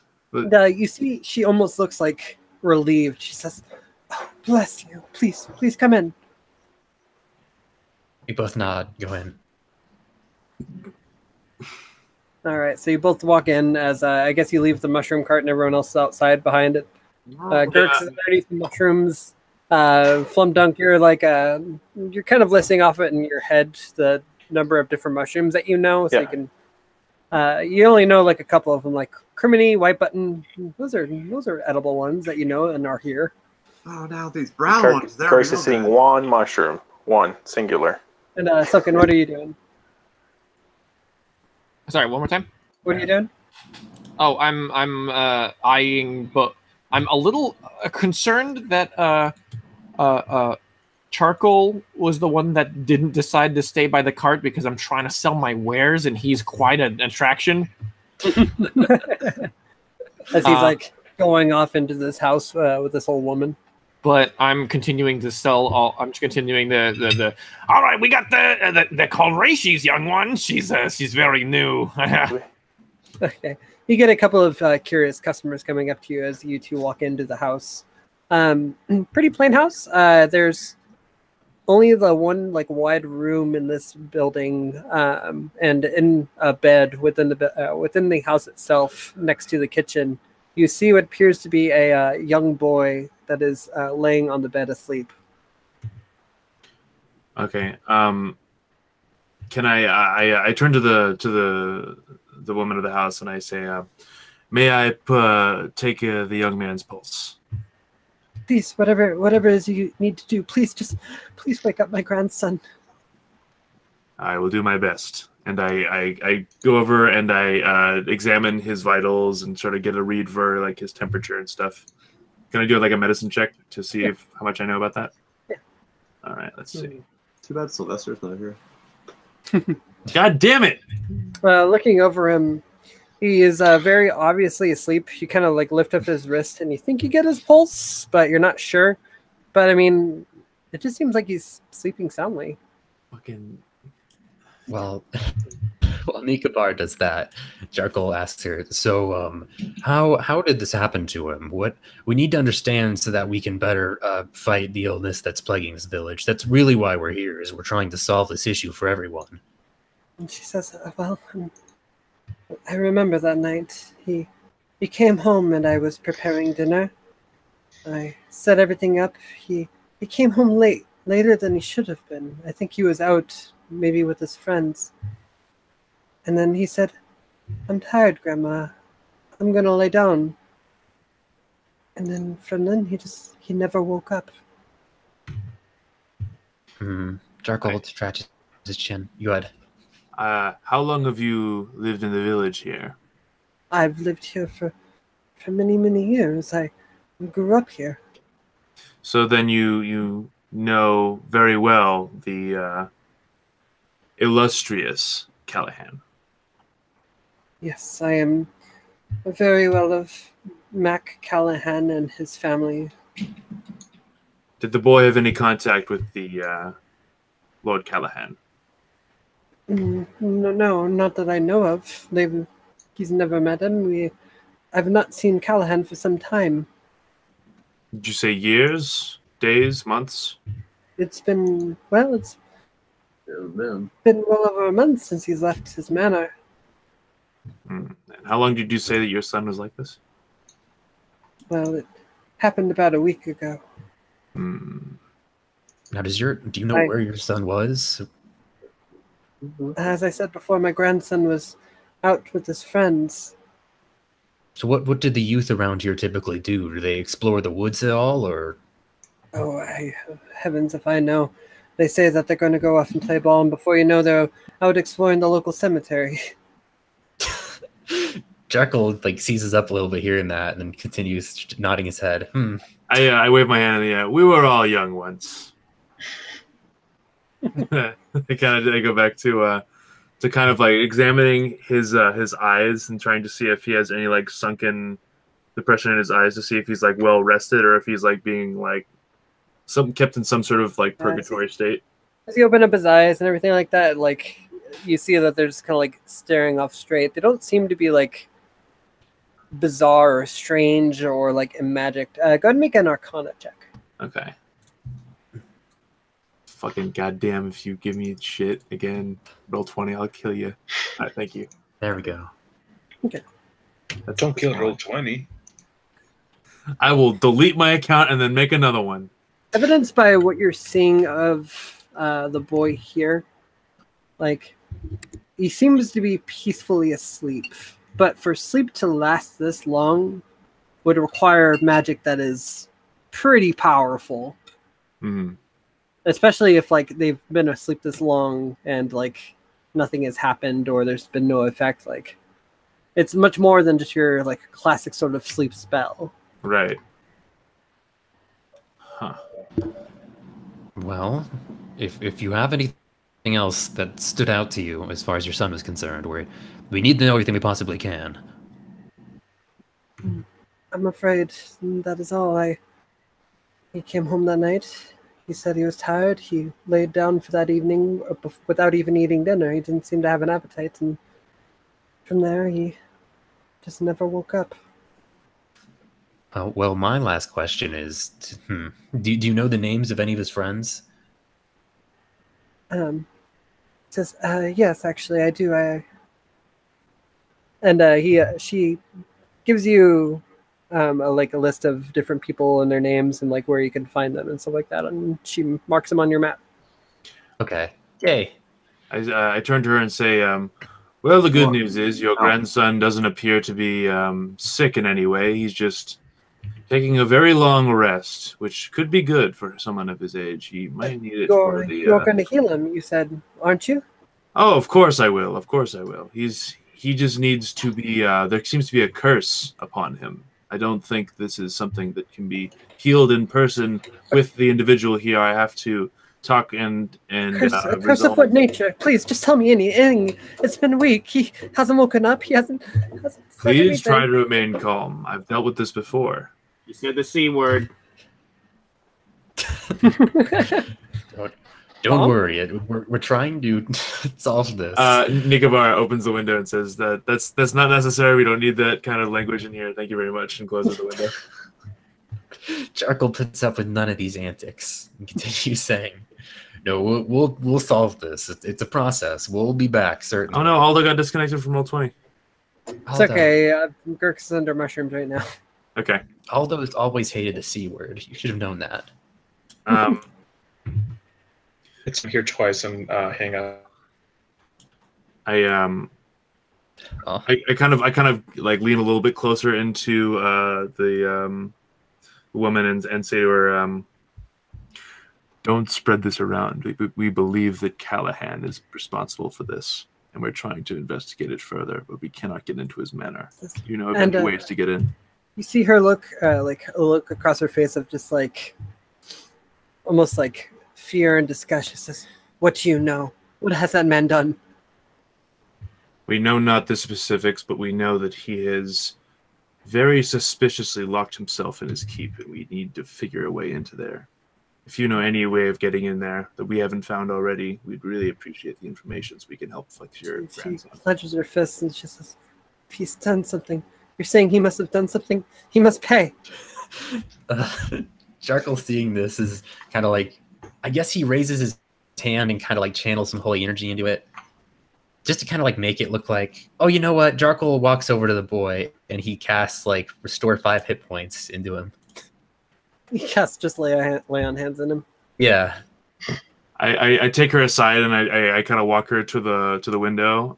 If there's a window facing the Callahan Manor, even better. Okay, but hold on. So you use half of your lay on hands on the first person we see. Yeah. So you go to use your lay on hands, and you like your hand glows for a second, and it definitely catches her attention. Like, do you say anything, or do you do that? He does that, and then he turns to her and says, "Now, calm down. We're working as hard as we can. Do not rush to conclusions. As you can see, this is a process. We'll be back." Persuasion check with advantage. What was that? Persuasion? Yes. Okay. There are 3 Aldos now. 11, 15. Maybe one of those is bound to stay connected. All right. You're right. You're looking into it then, is that it? Jarkle nods. And yeah, sorry, go on. Yeah, she begins to tear up and says, she goes up to you and like looks at you in the pupilless eyes that you have and says, "Please bring back my grandson." We will try our best. And he kind of like pats her on like the shoulder. And then Nikobar, did you want to say something then? Yeah. I say to her, and as I kind of like lead her towards like if there's a window like facing the manor of Callahan, like I kind of like I gesture towards the manor if that's like there for purposes, and then I say kind of like now's not the time to get worked up about this. I know it must be hard, but look there and direct all your inner frustrations there and forget about the boy for a second.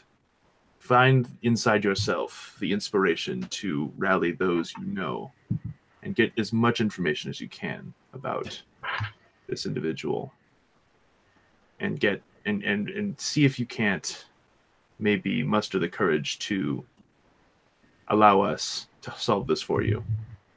This. All right. I'll talk to people I know. I've got friends. If he's responsible for this, then we'll rally against him.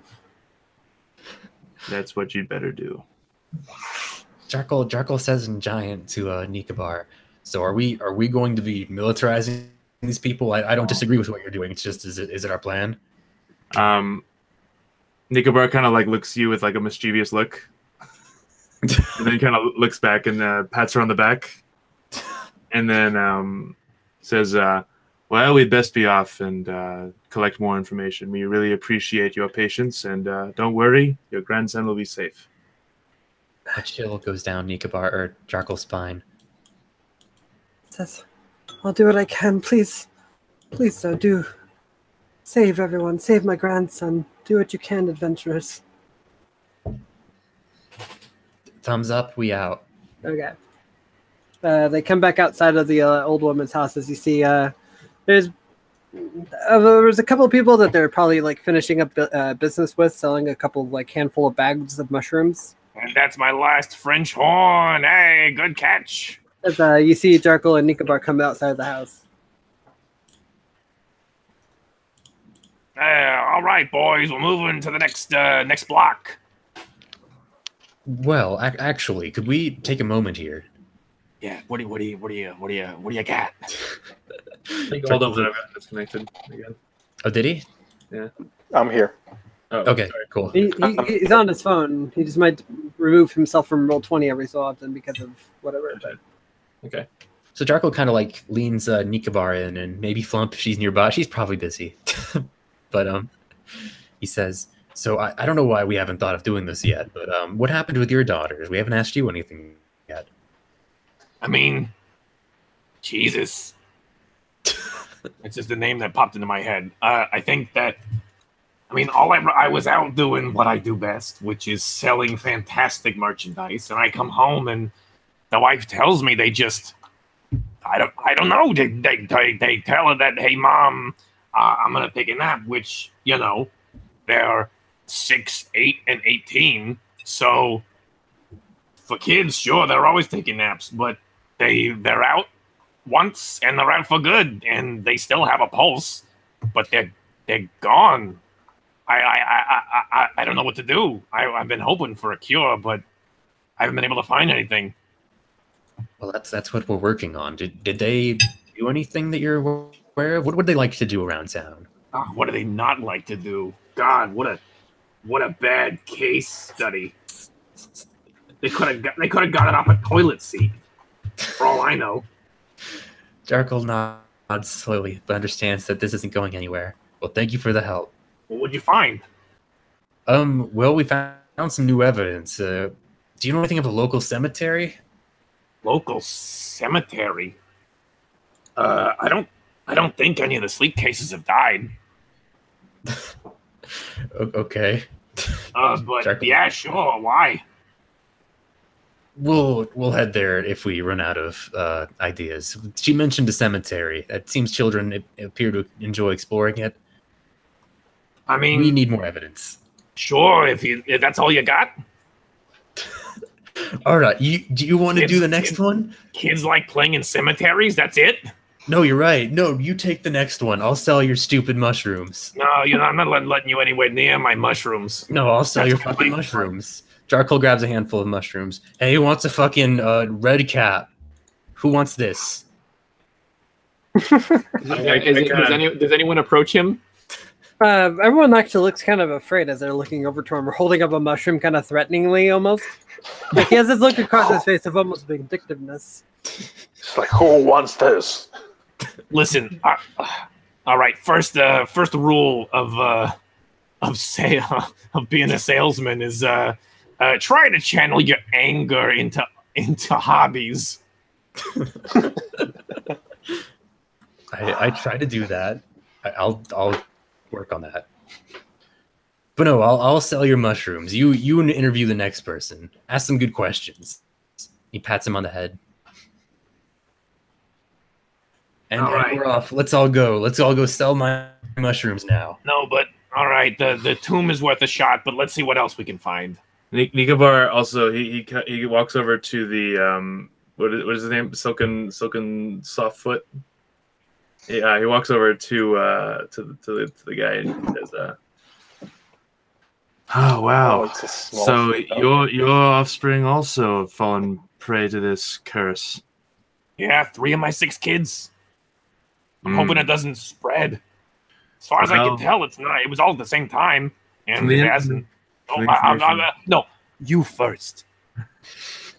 I'm sure you have very interesting things to say, little one. But first things first, the information we gathered from this woman says that they are looking to organize into some sort of people's militia against this Lord Callahan, and I think your services as a mushroom peddler could be a useful Trojan horse, if you know what I'm saying. First of all, Trojan horse, and second, what Callahan? Like what? Militia? That sounds pretty intense. I mean, I didn't vote for him, but what's the deal?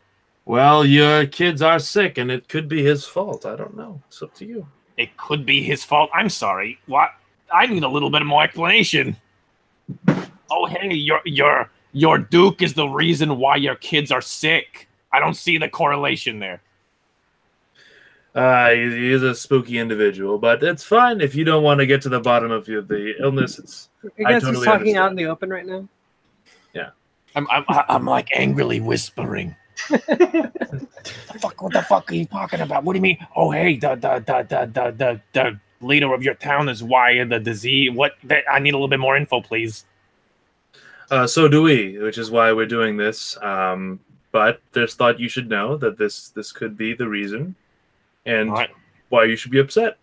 I'm upset, but I don't see a link. But let's keep going. All right. Where are you guys heading? I guess we go to the next house. I don't know. I don't know anything to say. Next house on the list. I don't know. I'm hiding between mushrooms. I'm going whatever the group go. Jarkle does kind of like pat the pile and kind of like whispers in, "How you doing, Jerks? How you doing?" He's just here chewing. Okay. So as you go to the next house on the map, yelling out about mushrooms, you arrive. All right, who wants out? I'm gonna stay here with the mushrooms.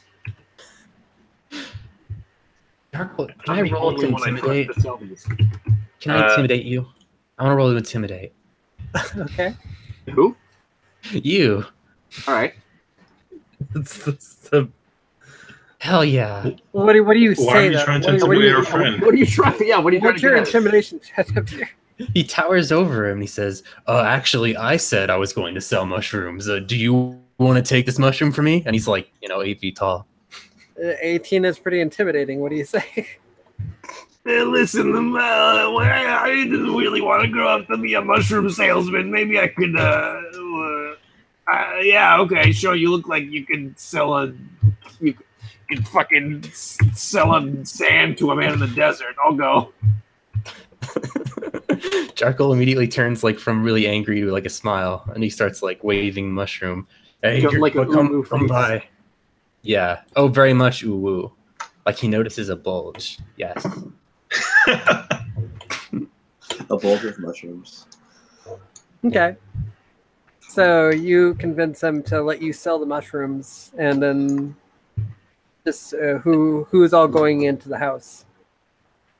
Who's going in with me? Nikobar doesn't like this idea that he's decided to do that.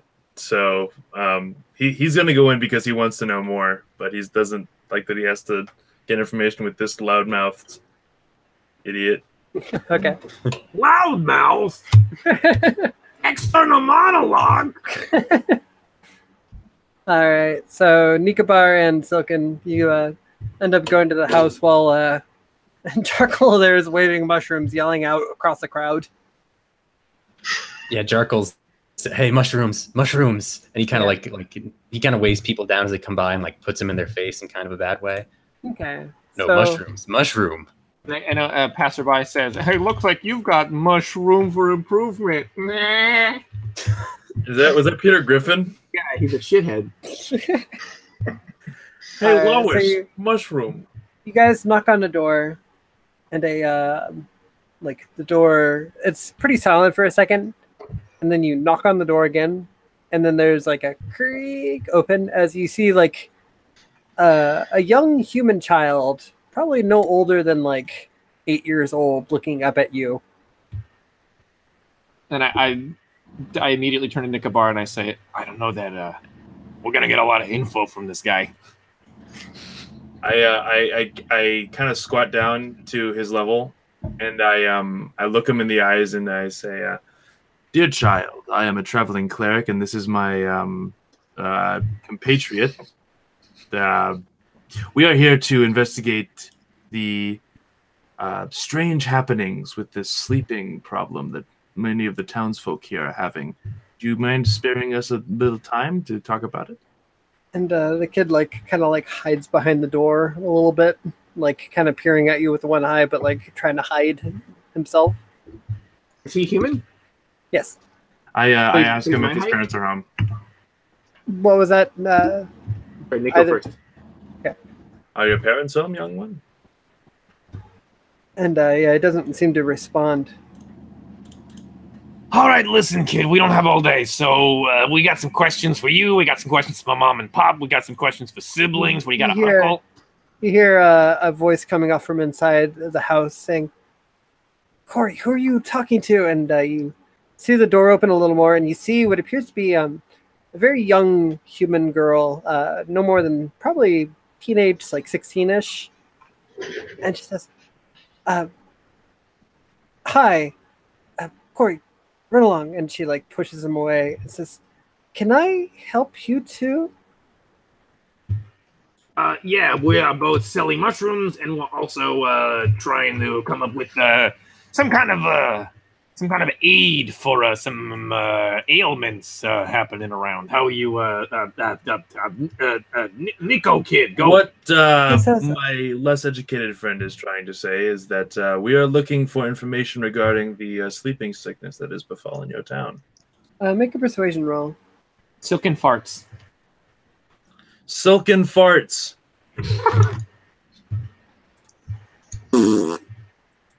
That's my secret word to get 24. Well, there you go. Fucking crit. She looks and says, "Oh, yeah, if you're looking into that, please come in."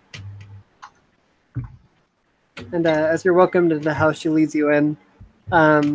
This house is a little bit bigger than the old woman's house that you went to. You go into a different room and you see what appears to be two human people, a man and a woman, fast asleep in a bed. Says, "Oh, here they are. They've not moved for... It's actually been about a month now." I look over at her and I say, "May I?" And whatever you need to do. And I take another read of their vital signs. See if can I make another medicine check just to get more info. Yeah, Okay. You better not be a 1. As you're looking over them, they are sound asleep. However, you notice their breathing seems to be heavier. You see across their face, they look like they're almost they're really starving or hungry or something like that. As their faces almost look like they're getting gaunter and they're kind of pale. Like they almost don't look healthy as they're sleeping here in their bed.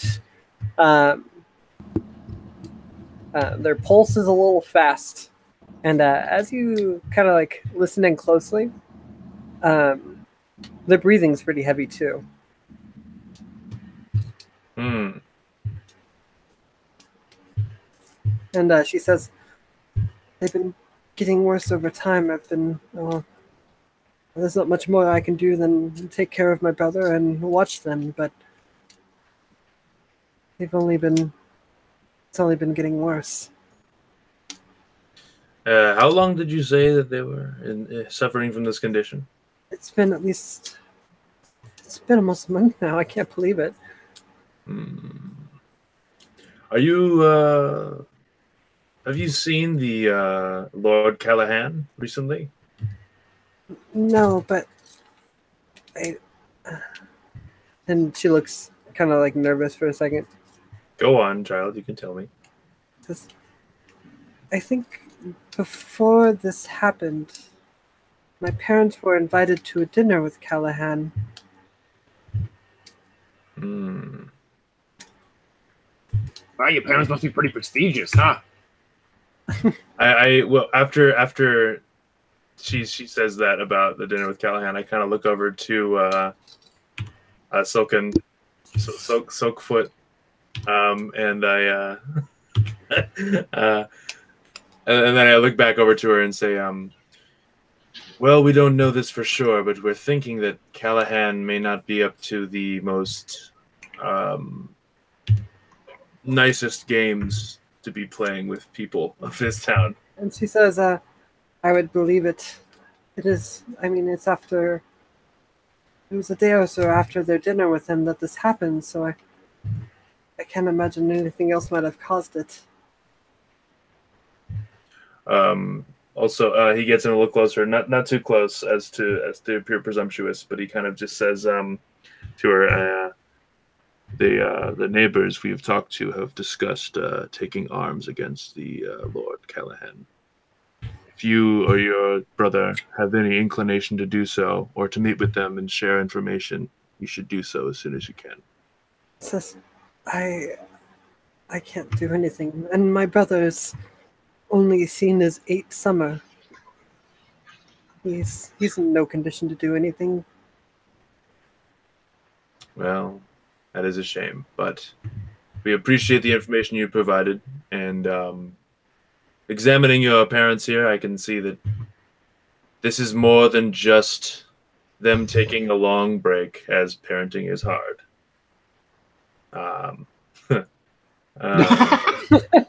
You laughed to yourself. She doesn't look very amused. No. He thought she would appreciate that joke a little bit better, but she doesn't. It's her parents, so situational awareness. Read the crowd, Nikabar. Anyway, so he says he gives like a very respectful bow to both of them, and then gestures the halfling to follow him out the door. Wait, just 1 second. You say your parents just had dinner with the Duke? What was the pretense? Did they know the Duke? What's going on?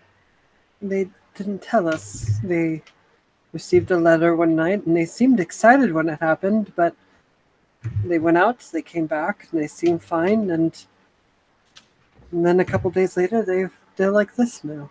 What do your parents do for a living that the Duke just invites them over? My parents are writers. Writers, huh? Right. All right, that checks out. All right, let's go. You've actually probably read the book that was from them. It actually grew up to be pretty popular. What was the title of that book? Who are you asking? You. Me? Yeah. The Schneeben's condition. What? Don't do it. Don't use that. That's stupid. No, the Schneeben's Guide to Selling a Lot Really Well. The Schneeben's condition sounds good to me. The Schneeben's condition. The Schneeben's. The Schneeben's condition. Okay, maybe you never really read it yourself, but you do know, like, you've placed it now that, like, there was a pretty famous book here called The Schneeben's Condition. Oh, right, the Schneebens. Duh, fuck, of course. Sold really well all over. It's fucking that and the Zen and the art of merchant cart maintenance. Fucking Was great. that motorcycle maintenance? Is that what it was? What's a motorcycle? Oh, is that a character?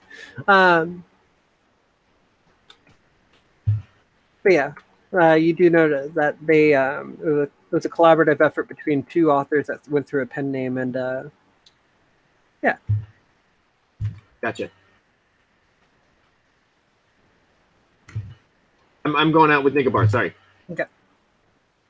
All right. So you both leave after having that conversation with the young girl. Then we get to the cart. Mm-hmm. Well, that was a bust. I jokingly said to Charcoal, you may have found your calling, and I think I have found a replacement companion. And I kind of like give him a smirk of like I'm joking. Charcoal, make a persuasion roll real quick. Exactly. That's what I wanted to do.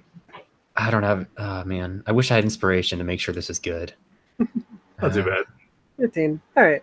You've got a couple customers like still that you're dealing with as Nicobar and Silken like walk out the door. Holy crap, kid! You might have a job. 2 people, great. Charcoal grimaces. He turns around. Ugh. He gets back to the customer. As high as you can get. What'd you say? Yeah, you roboted out. And keep the edges of your mouth as high as you can get them. Charcoal turns his grimace into a smile and turns back to the customer. So And you they want the immediately shiitake mushroom. You want the shiitake. You want the okay. And he's really overwhelmed. No, here you go. Oh, What is, God, how good is change. Charcoal with math? Not at all. No, that's the thing. He's doing change now. And she's, how much do you need back? And I reach over and I grab the change out of his hand and I count it real quick and I do all the math instantly and then give the person appropriate change and then give the rest of the change back to Charcoal. Okay. And Charcoal, a little tub embarrassed. mushrooms? And one of the customers pick up his name is like Richard, and he says, "Got quite the man on your team there, Silken. Where'd you find this one?" There are a couple of trade secrets that are kept secret. It looks more like he's more suited for chopping heads than he is selling mushrooms. Ah! And then, like, as he's like laughing, he's like walking off. Just, he Charcoal seeds. seems like he finds his own like comment way too funny. And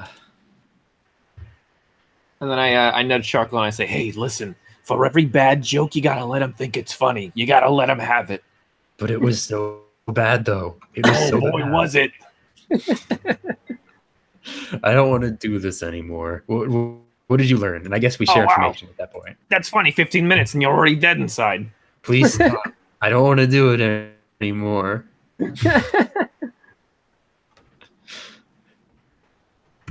All right, yeah, you guys talk. What? Yeah, the kids. I assume we have the names for the kids, right? Are they like cross-referenced on the kids that hung out with the lady that wrote down? Looking at the name of the kids that hang out, you do not recognize the name of the son's name was Corey. You don't recognize that name, and nor the name of the daughter. No. Damn it. Okay. He does do that after you guys tell him all the stuff. Gotcha. I pretty much say like, Well, that was a bust. Supposedly their parents just got invited over for no reason.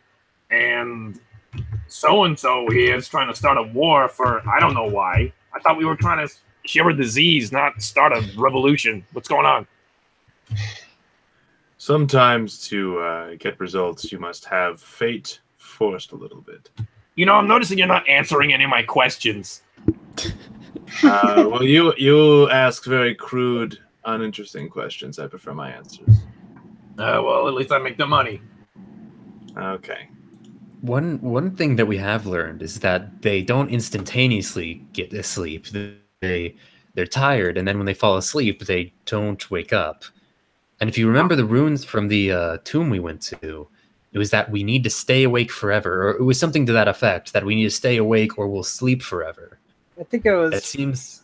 Evan, are you actually there? Because Evan messaged me earlier. Evan? Okay. Evan? Yeah, Evan's not feeling very well. So I am here. Okay. Do you want to bring up what you remember Dunk read from the runes? Because I know you wanted to keep it flump dunky. Okay. Let's do this. All right. Sorry.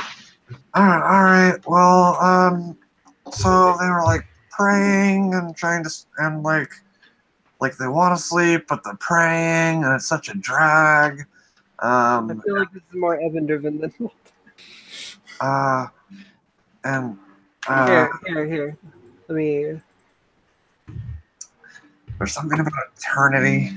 There. All right. So they're like holding a vigil. There's some like evil sacrifice or like eternal evil and a yeah. It's been a while, and Flumtung seems to have kind of forgotten exactly what she read on those, but she's putting it out as much best as she can. There's like Chuckle an nuts. eternal sacrificing evil prayer. The spotless mind. Well,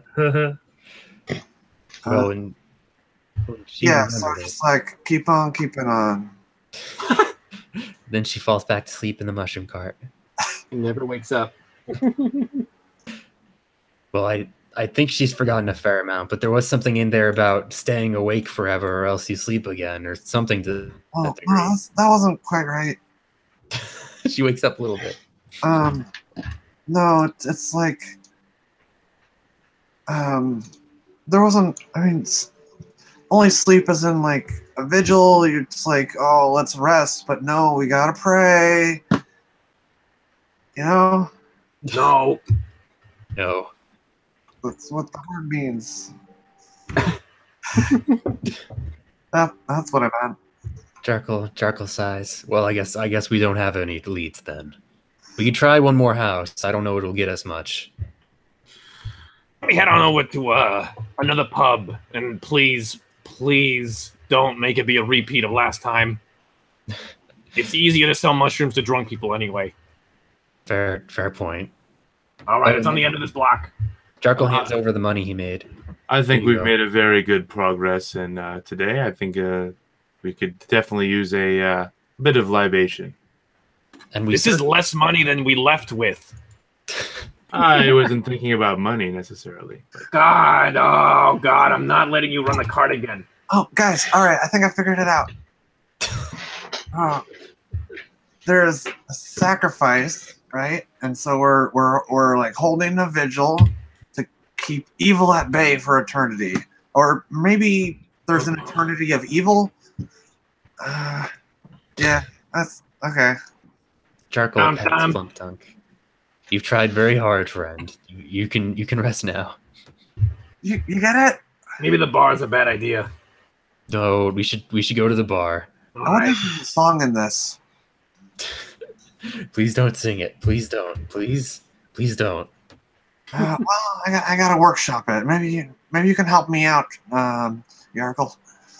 Okay. I reach over to Mum Luke's character page and take the bottle of really good ale, and then I need to be drunk for this. Let's go get drinks. let's go break the fourth wall real quick and just like steal alcohol from our other characters. Eleanor would never drink. First of all, that's untrue. She's a child. True. I was wondering what Gurks was doing as well. I assume Rich he's kids always drink. Don't give me that shit. That's true. I tap the mushroom pile and I go, Psst, Hey, how you doing in there? With his mouth full of what you presume is probably mushrooms, Gersh just kind of looks at what's his name again? Silken. Silken, yeah, and he just gives him a thumbs up. I can't see it, and I go, Okay, I'm gonna assume that you're gonna pay for those and that you're still alive because I can hear that chewing. You just see a golden coin popping out of the ground. I take it. It's kind of roll out. Deal, you take as many as you want. You get an hour in the mushroom cart. You get it for this coin. You get an hour. Yeah, let me take that out of my. There we go. From 9 to 8 gold pieces. Yeah. There we go. And then, First gold piece went to a bunch of lamb. Second gold piece goes to a bunch of mushrooms. Yep. like his eyes turn like in Ed and Eddie when they got the money signs. He's got mushroom signs in his eyes. Meanwhile, Gurk has like the jawbreaker sized mushroom glob in his mouth. Yeah. Yes, pretty much. Mushroom signs. All right. Are they? Wait, what's up? Double D. All right, so Double you found D that mushroom, next man. house, and you learned that other. I Greg think. is liking this mushrooms. Rolf will sell you mushrooms. And you decided to move on to another house. Thought we were going to the bar. On the way to the bar, do we pass by any houses that we could possibly investigate? Not a bar, and then I'd say yeah. Like on your way back to a different bar, one that We haven't one broken. that Silken is leading you to. Yeah, you're passing by like along the way in the map. There's like one more house. Mm-hmm. Now, okay, we'll go talk to these people. Now, he points to what's it? Silken. Silken 7. Silken 7. So, if I had a few customers, if you can sell more than me, then you've proven your worth. This is a challenge. Not a high bar, but all right. Charcoal smiles. Oh, it isn't then. Okay, let's see you beat my record then. Go for it. You gonna go in and get some more info or what? Charcoal takes Nikobar along and goes to the door. Okay. Have fun, you two. All right. All right. Who wants a shaggy ink cap? All right. So you guys go up and on to your third house now to look for more information. You knock on the door, and there's no response. Are there any windows that we can peer through that aren't like covered with curtains or anything? Yeah, as you kind of go through there, there's curtains on it. You can kind of see into it, but you can't really see anyone inside from what appears to be a kitchen. Can I kind of make my way around the house to see if anyone's home? Going around like the kind of back alley of the house, you come to what appears to be a back door that leads into kind of a back shared area for all the houses. As you knock on the door on the back side of the house, still no response. Charcoal stays at the front and he knocks again, but pretty loudly in a Goliath way. Yeah, you almost like worry a little bit that the door is gonna like buckle under your hand, but you knock firmly and loudly, and like a minute passes and still no response. While Silken over there is yelling out mushrooms. Go to make a persuasion check. Who wants a granulated bullet? Come on. Do I make that? No, Silken. A Silken, okay. Sorry. No, go ahead. Roll higher than a 13 and fail. Oh wait, I'm sorry. What? I'm sorry. One more time. What did you say? Make a persuasion roll. Oh, me? Yeah. Oh, hell yeah. Yeah, we have to see if you roll better than me, and you won't. You look like a big bitch from here. That was in character. Hey. Somebody use the B word. Oh, I'm sorry. Are neither of those bigger than 13? We'll resolve this when I get back. What's with this town? Bad night. It's actually it's still pretty early in the morning. Charcoal goes around to one of the neighbors, the closest house. Mm-hmm. And he knocks. Yeah, you knock on the door, and eventually someone opens up the door, and kind of a plain-looking man says, and he like looks up and he starts to, large, can I help you? Oh, Charcoal tries to shake his hand.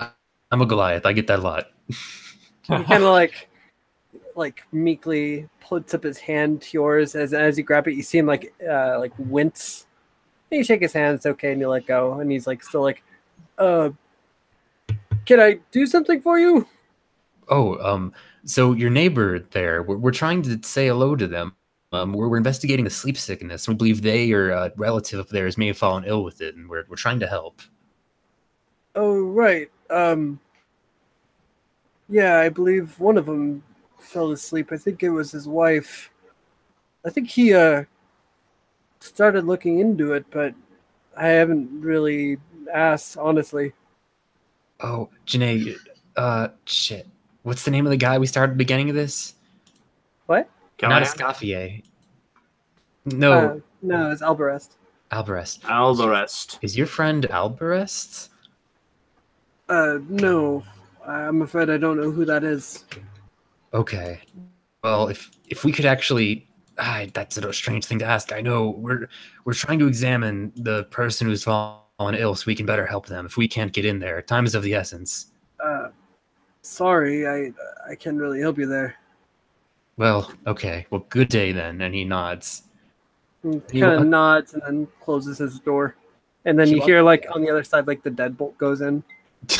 Okay, great. Racism is a lot of Nyrsim. I know, right? I wasn't gonna say anything. Jarkle's nice. I'm gonna go around the back to where Nikabar is, and then nonchalantly just going to take the door off its hinges. Okay. Yeah, pretty effortlessly. It's gonna. Do you want to do this discreetly, or are you just gonna like? I guess yeah, I'll try to. I Ben mean, no bars reason I at wouldn't the gate, try. see if you can get more than a 10. I guess that'd be like a sleight of hand check. I guess. Sleight of door. Yeah, roll sleight of hand. This is not hard for you. Yeah, bro. Okay. Let me just say, Jarkle has a lot of experience taking doors off of hinges and breaking shit. So much so that like it's pretty effortless for you to pull this off the hinge. So you like grab onto the door, as it were, and then like pull it off, and you're able to kind of like muffle the like break of it. And you kind of like set it so it kind of looks like it's still there, like attached to the door, but like it's open. Yeah. This is a skill that Nikabar values in Jarkle very highly, and because of his massive strength. And I kind of pat him on the back where his shoulder blade is, and then I'm like, I have to kind of reach up there, kind of pat, as usual. And I was like, "Well done, sir." And then I go in and I kind of like I gotta feel like to make sure there's no one actually home. Oh, Jarkle's head like tracks Nikabar's, and he's just full of pride. He's so happy. His face is red. As you're looking in the back here, it appears to be some kind of pantry, and there's stocks full of what appears to be jarred preserves and stuff like that all around, and other such like supplies and cleaning supplies and stuff. But seems pretty inactive otherwise. Okay. Nikabar makes his way into the house to try to find the individuals who are passed out. And Jarkle follows, announcing their presence, like, "Hello, we're in here. This is an emergency. We're not taking anything." Yeah, as you look around, you come across a number of different rooms, all of which have some of them have kind of fallen to be a bit dusty. But as you're walking through and looking through, announcing your way through, saying like, "Coming in this room now, sorry," as you look and you see like the privy, you come into another room. "Oh, I'm coming in here now, sorry." You come in. And you see what appears to be a bedroom. And you see what appears to be a human body slumped over a bed atop another human body that is tucked into under the blanket. No. Nikabar, is that? He points. I want to do a medicine check to see if this person's alive or whatever. Okay, so going up to check it out, like what's going on there. First and foremost, you're kind of caught off guard by when you see the body that is tucked under. Her face is a human woman that is under the cover, basically, and her face that is showing is gray, and her eyes actually appear to be open. Her breathing, as you like examine her, seems to be very shallow. The body of the human man that is kind of slumped over also does seem to be alive, but he's breathing normally. He seems like he's just sleeping normally on top of her, basically. Okay. I want to use. Sorry. No, you had. I want to use detect magic. Okay. On the 2. Okay. Are you doing this over 10 minutes, or are you just going to cast it as a spell real quick? I'm going to do it over 10 minutes. Okay. In that time, Silken, go ahead and make another persuasion roll. God, fuck, shit, fuck, God, shit. He doesn't have advantage, by the way, so he only gets the first roll, not the second one. Joe, are you there? Yo, what up? I need another persuasion roll. Yeah, we're taking forever, so you get another roll because you fucking good. Yeah. All right. All right. Statistically, I don't know. Statistically, it's unlikely. Did that not work? I didn't say No? anything. I Didn't didn't get see anything. That Oh, So, describe the scene where you suddenly like get a good ring of customers coming in. So I'm yelling along with Flump Dunk as she's waving her sign around. Mhm. And then I realize that her sign is upside down. And so I walk over to her and I turn it right side up, and then we all of a sudden quadruple customers. All right. That was Turning it up. a fantastic choice. Well, listen, rival's business, and I didn't grow up being honest.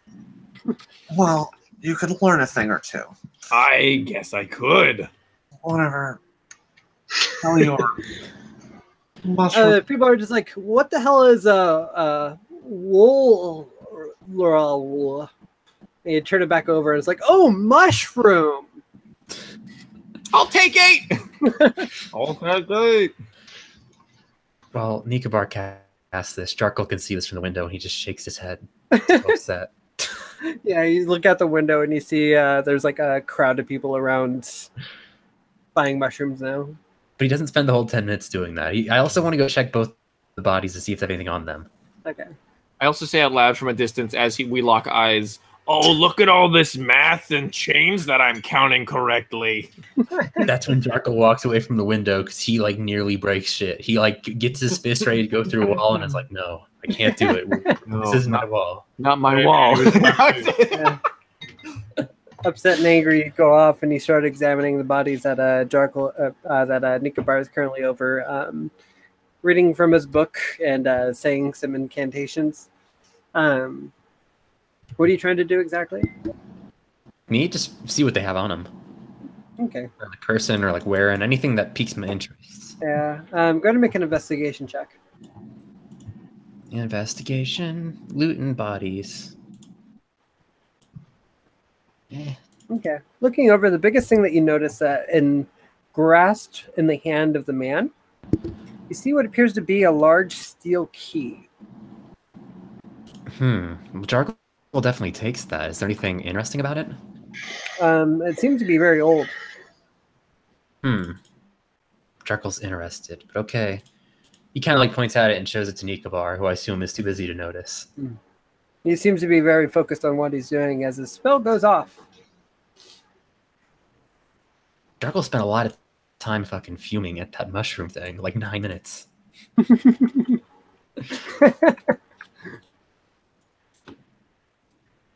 So, Yeah, with magic. do I roll it again, or no? Just No, you just you cast a spell in which you're able to detect the magic within 30 feet of you. okay. You do notice. Let's see. Let me check one thing real quick. Okay.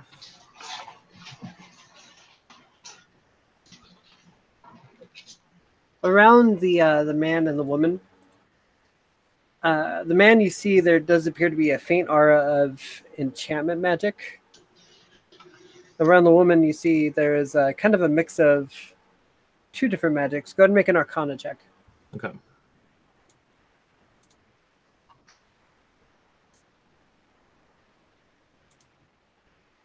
Come on, thank you. Yeah, the woman who is like gray and her face is sunken and just like it seems like she's like dying or dead or something. You notice that it's a mix of both enchantment magic and necromantic magic around her. How necromantic. Okay. Does Nikobar say that? How necromantic? Yes. Yes, I do. Hoping that Jarkle will find the humor in it. Jarkle definitely laughs. He's like elated after the nice thing you said about him. After I describe what kind of magic it is, that is. I don't just say, how necromantic out of nowhere. I kind of like that first. Okay. Like, it's not necromantic. Ha ha ha. It's necromancy and no. Oh, okay. Yeah. Okay. All right. So You are a god. You can tell me how it goes. No. You can tell me. No, it's fine, Janae. I'll just do whatever you want. All right, it's fine. Only when I tell you you have to. No, Okay. All right. tell a funny joke, but it's not funny. I guess whatever. That's What fair. do I care? Okay. Okay.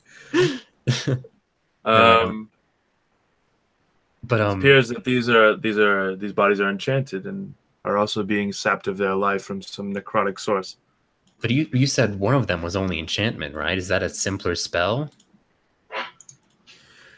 Well, if this is anything but simple. This magic is very, very strong. I don't think we can break it ourselves. We'd have to figure out a way to find its source, and maybe we can disable the source somehow. I don't know.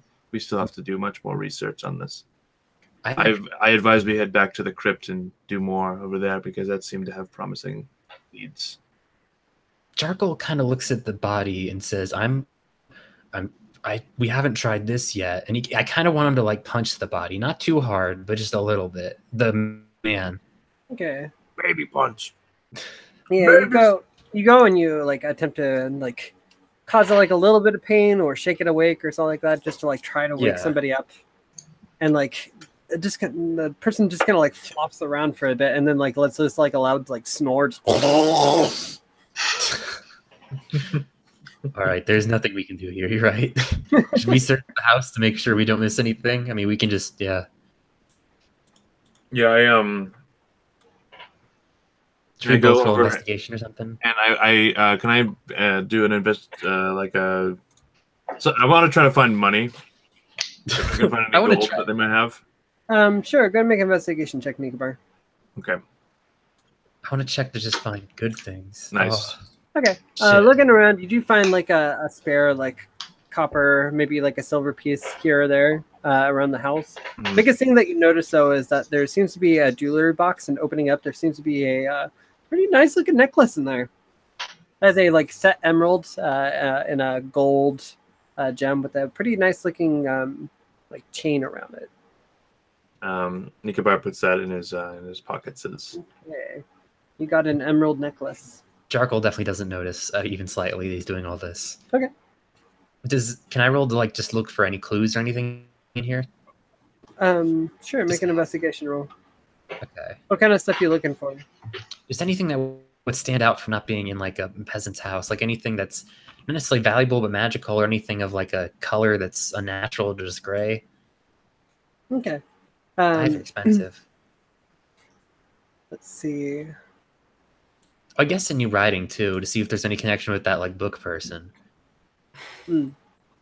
Yeah, as you're looking through the house, you're just checking all the drawers, pulling this open, pulling that open, and it is when you're like investigating a certain desk, you notice that there seems to be like a false underpart, and as you pull it open, it appears to be a map of some sort, and I can actually link you what this map looked like. Gimme. Gimme. I'll have to link it to you. It was meant to be sultry. I want a map. Gimme. Actually, maybe not. You can just explain it if you want to. Nico, I wasn't. Map. It looks to be a map of a pretty large building. Well, there's only one. How large? Yeah, like how large? Like mansion size? Like a Callahan mansion? Okay. Possibly. Oh, fuck, dude. Is there any entrance or exit marked? 1 second. I'm gonna be right back. I gotta use the PP. Yeah, you notice in there is a front door, and then you notice that there's like a back door that leads into kind of like a walled off area. But Nico just said he'd be right back. Well, this is what you notice. Right. Okay, let me write that down in my character sheet. Get the shit out your ears, Charcoal. Hey, Joe, not today. Who's Joe? You already took the... No, that wasn't in character. You didn't do your character voice. Was that a new character? Here's one of it. Ooh. Oof. Yes. Hey, wait, if Nico's gonna be gone, I'll be back for like 5 seconds. 1 second.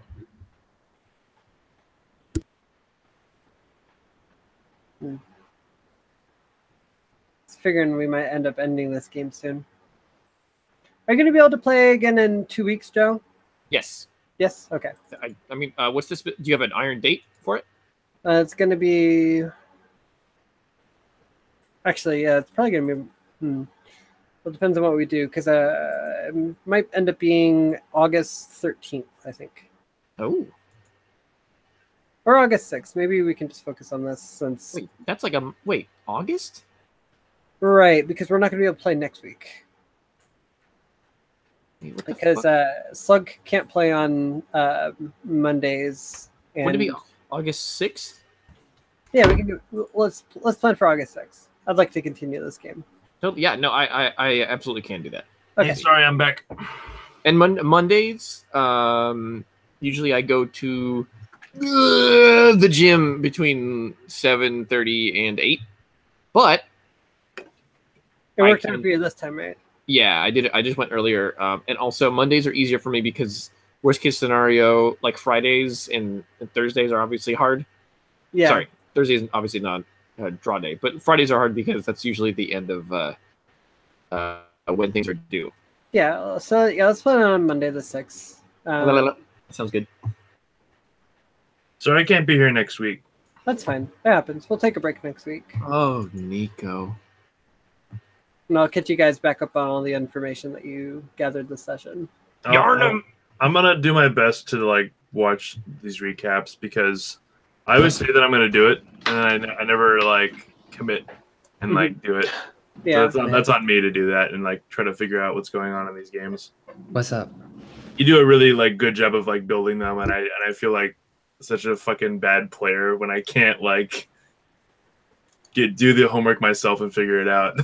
Yeah, well, that's up to you guys. Like, I don't want to be like, you have to, everyone be sure to listen to the episode every time and remember everything that happened. Like, well, it's not up to you. It's like, you know, that's not.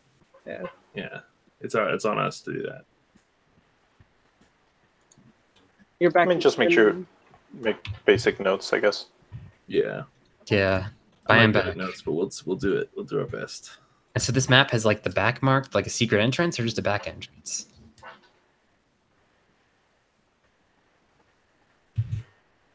Ding, ding, ding. Sorry, what was that? What is the back? Is it like marked like a secret entrance or like? No, it doesn't seem to be like a secret entrance. You do notice on the tree to the far right there is a big red X though marked. Tree marked red X. Got it. Well, Darkle definitely shares that with Nikabar. Are we waiting on anybody, by the way, or just going? Yep, we're just going. I think everybody's here. Okay, cool. Yeah, I was thinking we might end up ending the game pretty soon here. Oh, definitely. I need to yell at Silken though for the thing he did. Yeah. Don't yell at Silken. I can hear you over the sound of all this money. Chink, chink, chink, chink. A single golden coin. Yeah, you see one single golden coin in his hand. But I'm making the clink noise. Clink, clink, clink, clink. Are we actually out of the house then? Are we there? Are you? I don't know. I don't know. I assume we are. How is Nikabar done? Yeah. After stealing this shit, I want to get out of there. And Jarkle not knowing it all just shows you the map really enthusiastically. We have a way into the manor and a secret of some sort. Wait, but you removed the door, right? I put it back on the hinges, though.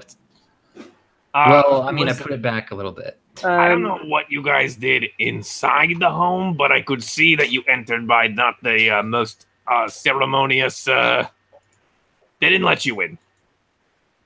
What did you find out or find?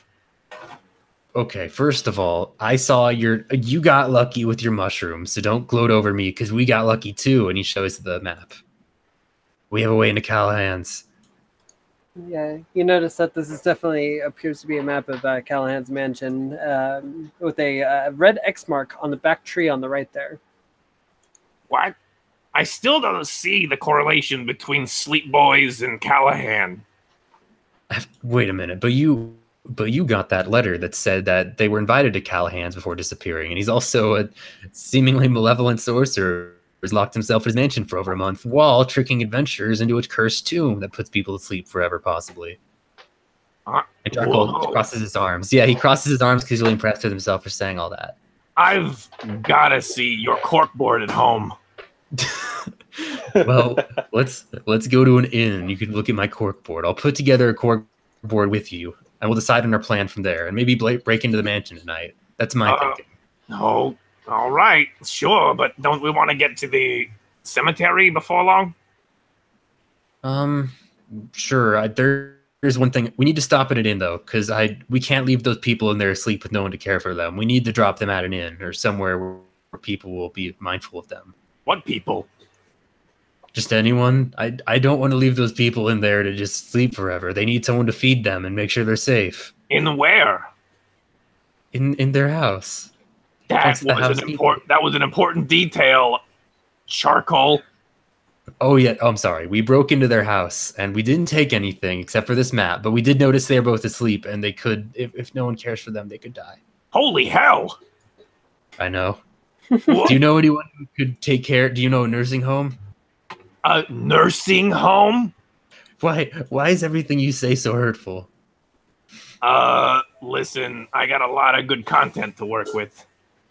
I understand. It's just if you could watch your tone a little bit. You did well selling your mushrooms, and I'm just a little vulnerable right now. Listen, that's fine, but I don't. I got my own to take care of. I can't be taking care of everyone who's fallen asleep in this neighborhood. And also, why do they have a map of the Duke of Callahan? Duke of Nyrsim. Well, actually, the friend said that he was against Callahan, I believe. Oh boy! I know. All right. See, look at this evidence we now have for going after Callahan, and you doubted me. I don't know that walking into a house of sleeping people and stealing a map is the best evidence. Now you're reaching. That's very good evidence. Okay, let's just get to the pub or inn or wherever the hell you want to get to. Okay, do you know anyone who can take care of sleep? We'll just go to an inn and give them some money. Sounds good, but Charcoal it's goes gonna and be grabs your money. Okay, Charcoal nods and he goes and grabs the people. And like with one under each arm, I guess he just shoves them under the mush. There's not enough room in the mushroom cart, is there? No way. Charcoal is just gonna carry them. You carried two people before. I've seen it. I am I'll have to explain. I guess if we're walking to an inn, whatever inn's closest, that's not the one we got thrown out of. You should bring Flum Dunk with you. Flum Dunk's totally with us already. Good. Right here, we got us a map. Let's take us to a hidden box. The treasure. It's all locked with locks. And buried deep. Buried deep away. But Charcoal, while carrying the people, is adamantly telling everyone they fell asleep. They have the sleep sickness, and he's yeah. Okay. Silken, what bar or inn do you lead them to? I lead them. Wait, Phoenix, what are you saying? Oh, sorry, Phoenix. Sorry, I thought you were saying something. Oh, were you saying something, Phoenix? All I said was that's not how the song goes. Oh, whatever. Oh my god! You fucking nerd. I'm glad he's still in the fucking mushroom pile. We know that was it's towards filled with Davey, not precious towards booty. you guys. All right. So what bar or inn do you take them to? I take them to the Leaky Glass. Okay. Not funny. Probably, Yes, probably you a bitch. place where people like know you by name. Right. More like leaky ass. Well, like Leaky. Oh, that's rude. You just walk in, everyone's like, Silken! No, I'm not. I don't go in with them. I All right, you guys try to drop off a couple of. Try to pass them off as actually just sleeping. Get a room first. The three of you. Honey knows your name. Charcoal walks in, I guess. I don't know if anyone else walks in, but we need a room. These are our friends who fell asleep. We need a room for the night with at least 5 beds. Okay. So you guys walk in, and you walk in with 5 beds, and you see like a halfling man standing behind the counter, so, like stepping on like up on a stool. It says 5 beds. Whew. I didn't think we were gonna get any business after those adventurers left, but I guess we still got adventurers coming in. Round 2. All right, 5 beds. Woohoo! Is all the adventurers left? Did they say why they're leaving? I mean, all the adventurers here were gonna head north. Ditch road. Got it. Okay. Thumbs up. Could we get those beds now? And he kind of like points over to, or kind of motions towards Nikabar, who has the money for usual inn stays. Yep, sure thing. You're able to rent 5 beds across 2 or 3 rooms. Since Charcoal doesn't need a bed, And he just you shoves both the bodies. collected all the sleeping people at some point. Sorry, this was No, only these 2 people who are in their house with no one to take care of them. Okay. So you rent 5 beds and you bring these 2 people. Okay, Yeah, and 5 beds. That's for us for tonight.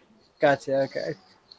So yeah, as you walk in with like the sleeping people, the innkeeper is just like, "Are they all right? Did the sleeping sickness get them?" Charcoal nods, but like shushes him. It's a secret, but they have it. And he actually looks kind of nervous at that point and says, I don't know. I'm sorry. The money's good and all, but like, I don't know if I can have people that are affected by that in my business."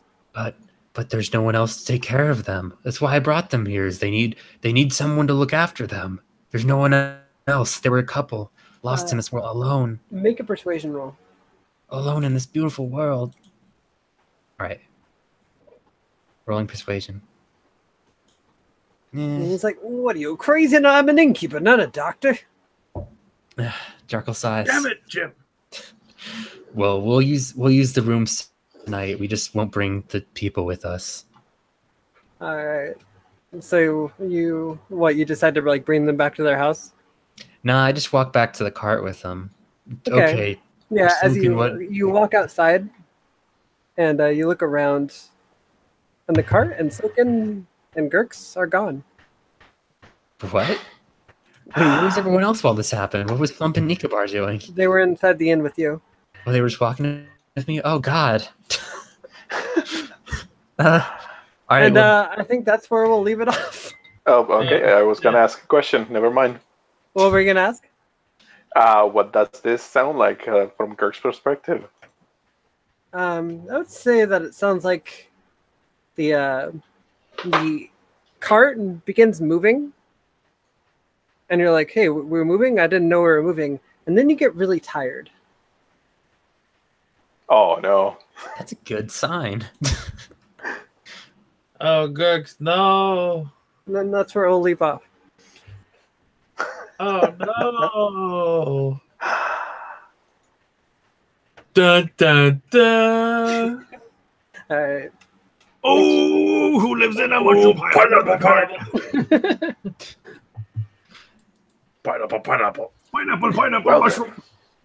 All right. Thanks for playing, guys. I know this was kind of a strange session, but Thanks for playing, but game over. it came over. No, thank you. God, you guys fucked up. Oh, that's funny. I thought I heard something from that mushroom pile. Do you guys feel like you heard something from somewhere miles away? Under a mushroom pile? What was that noise? Oh, I wasn't saying that as a player. I was saying that's pretty much what Janae's telling us.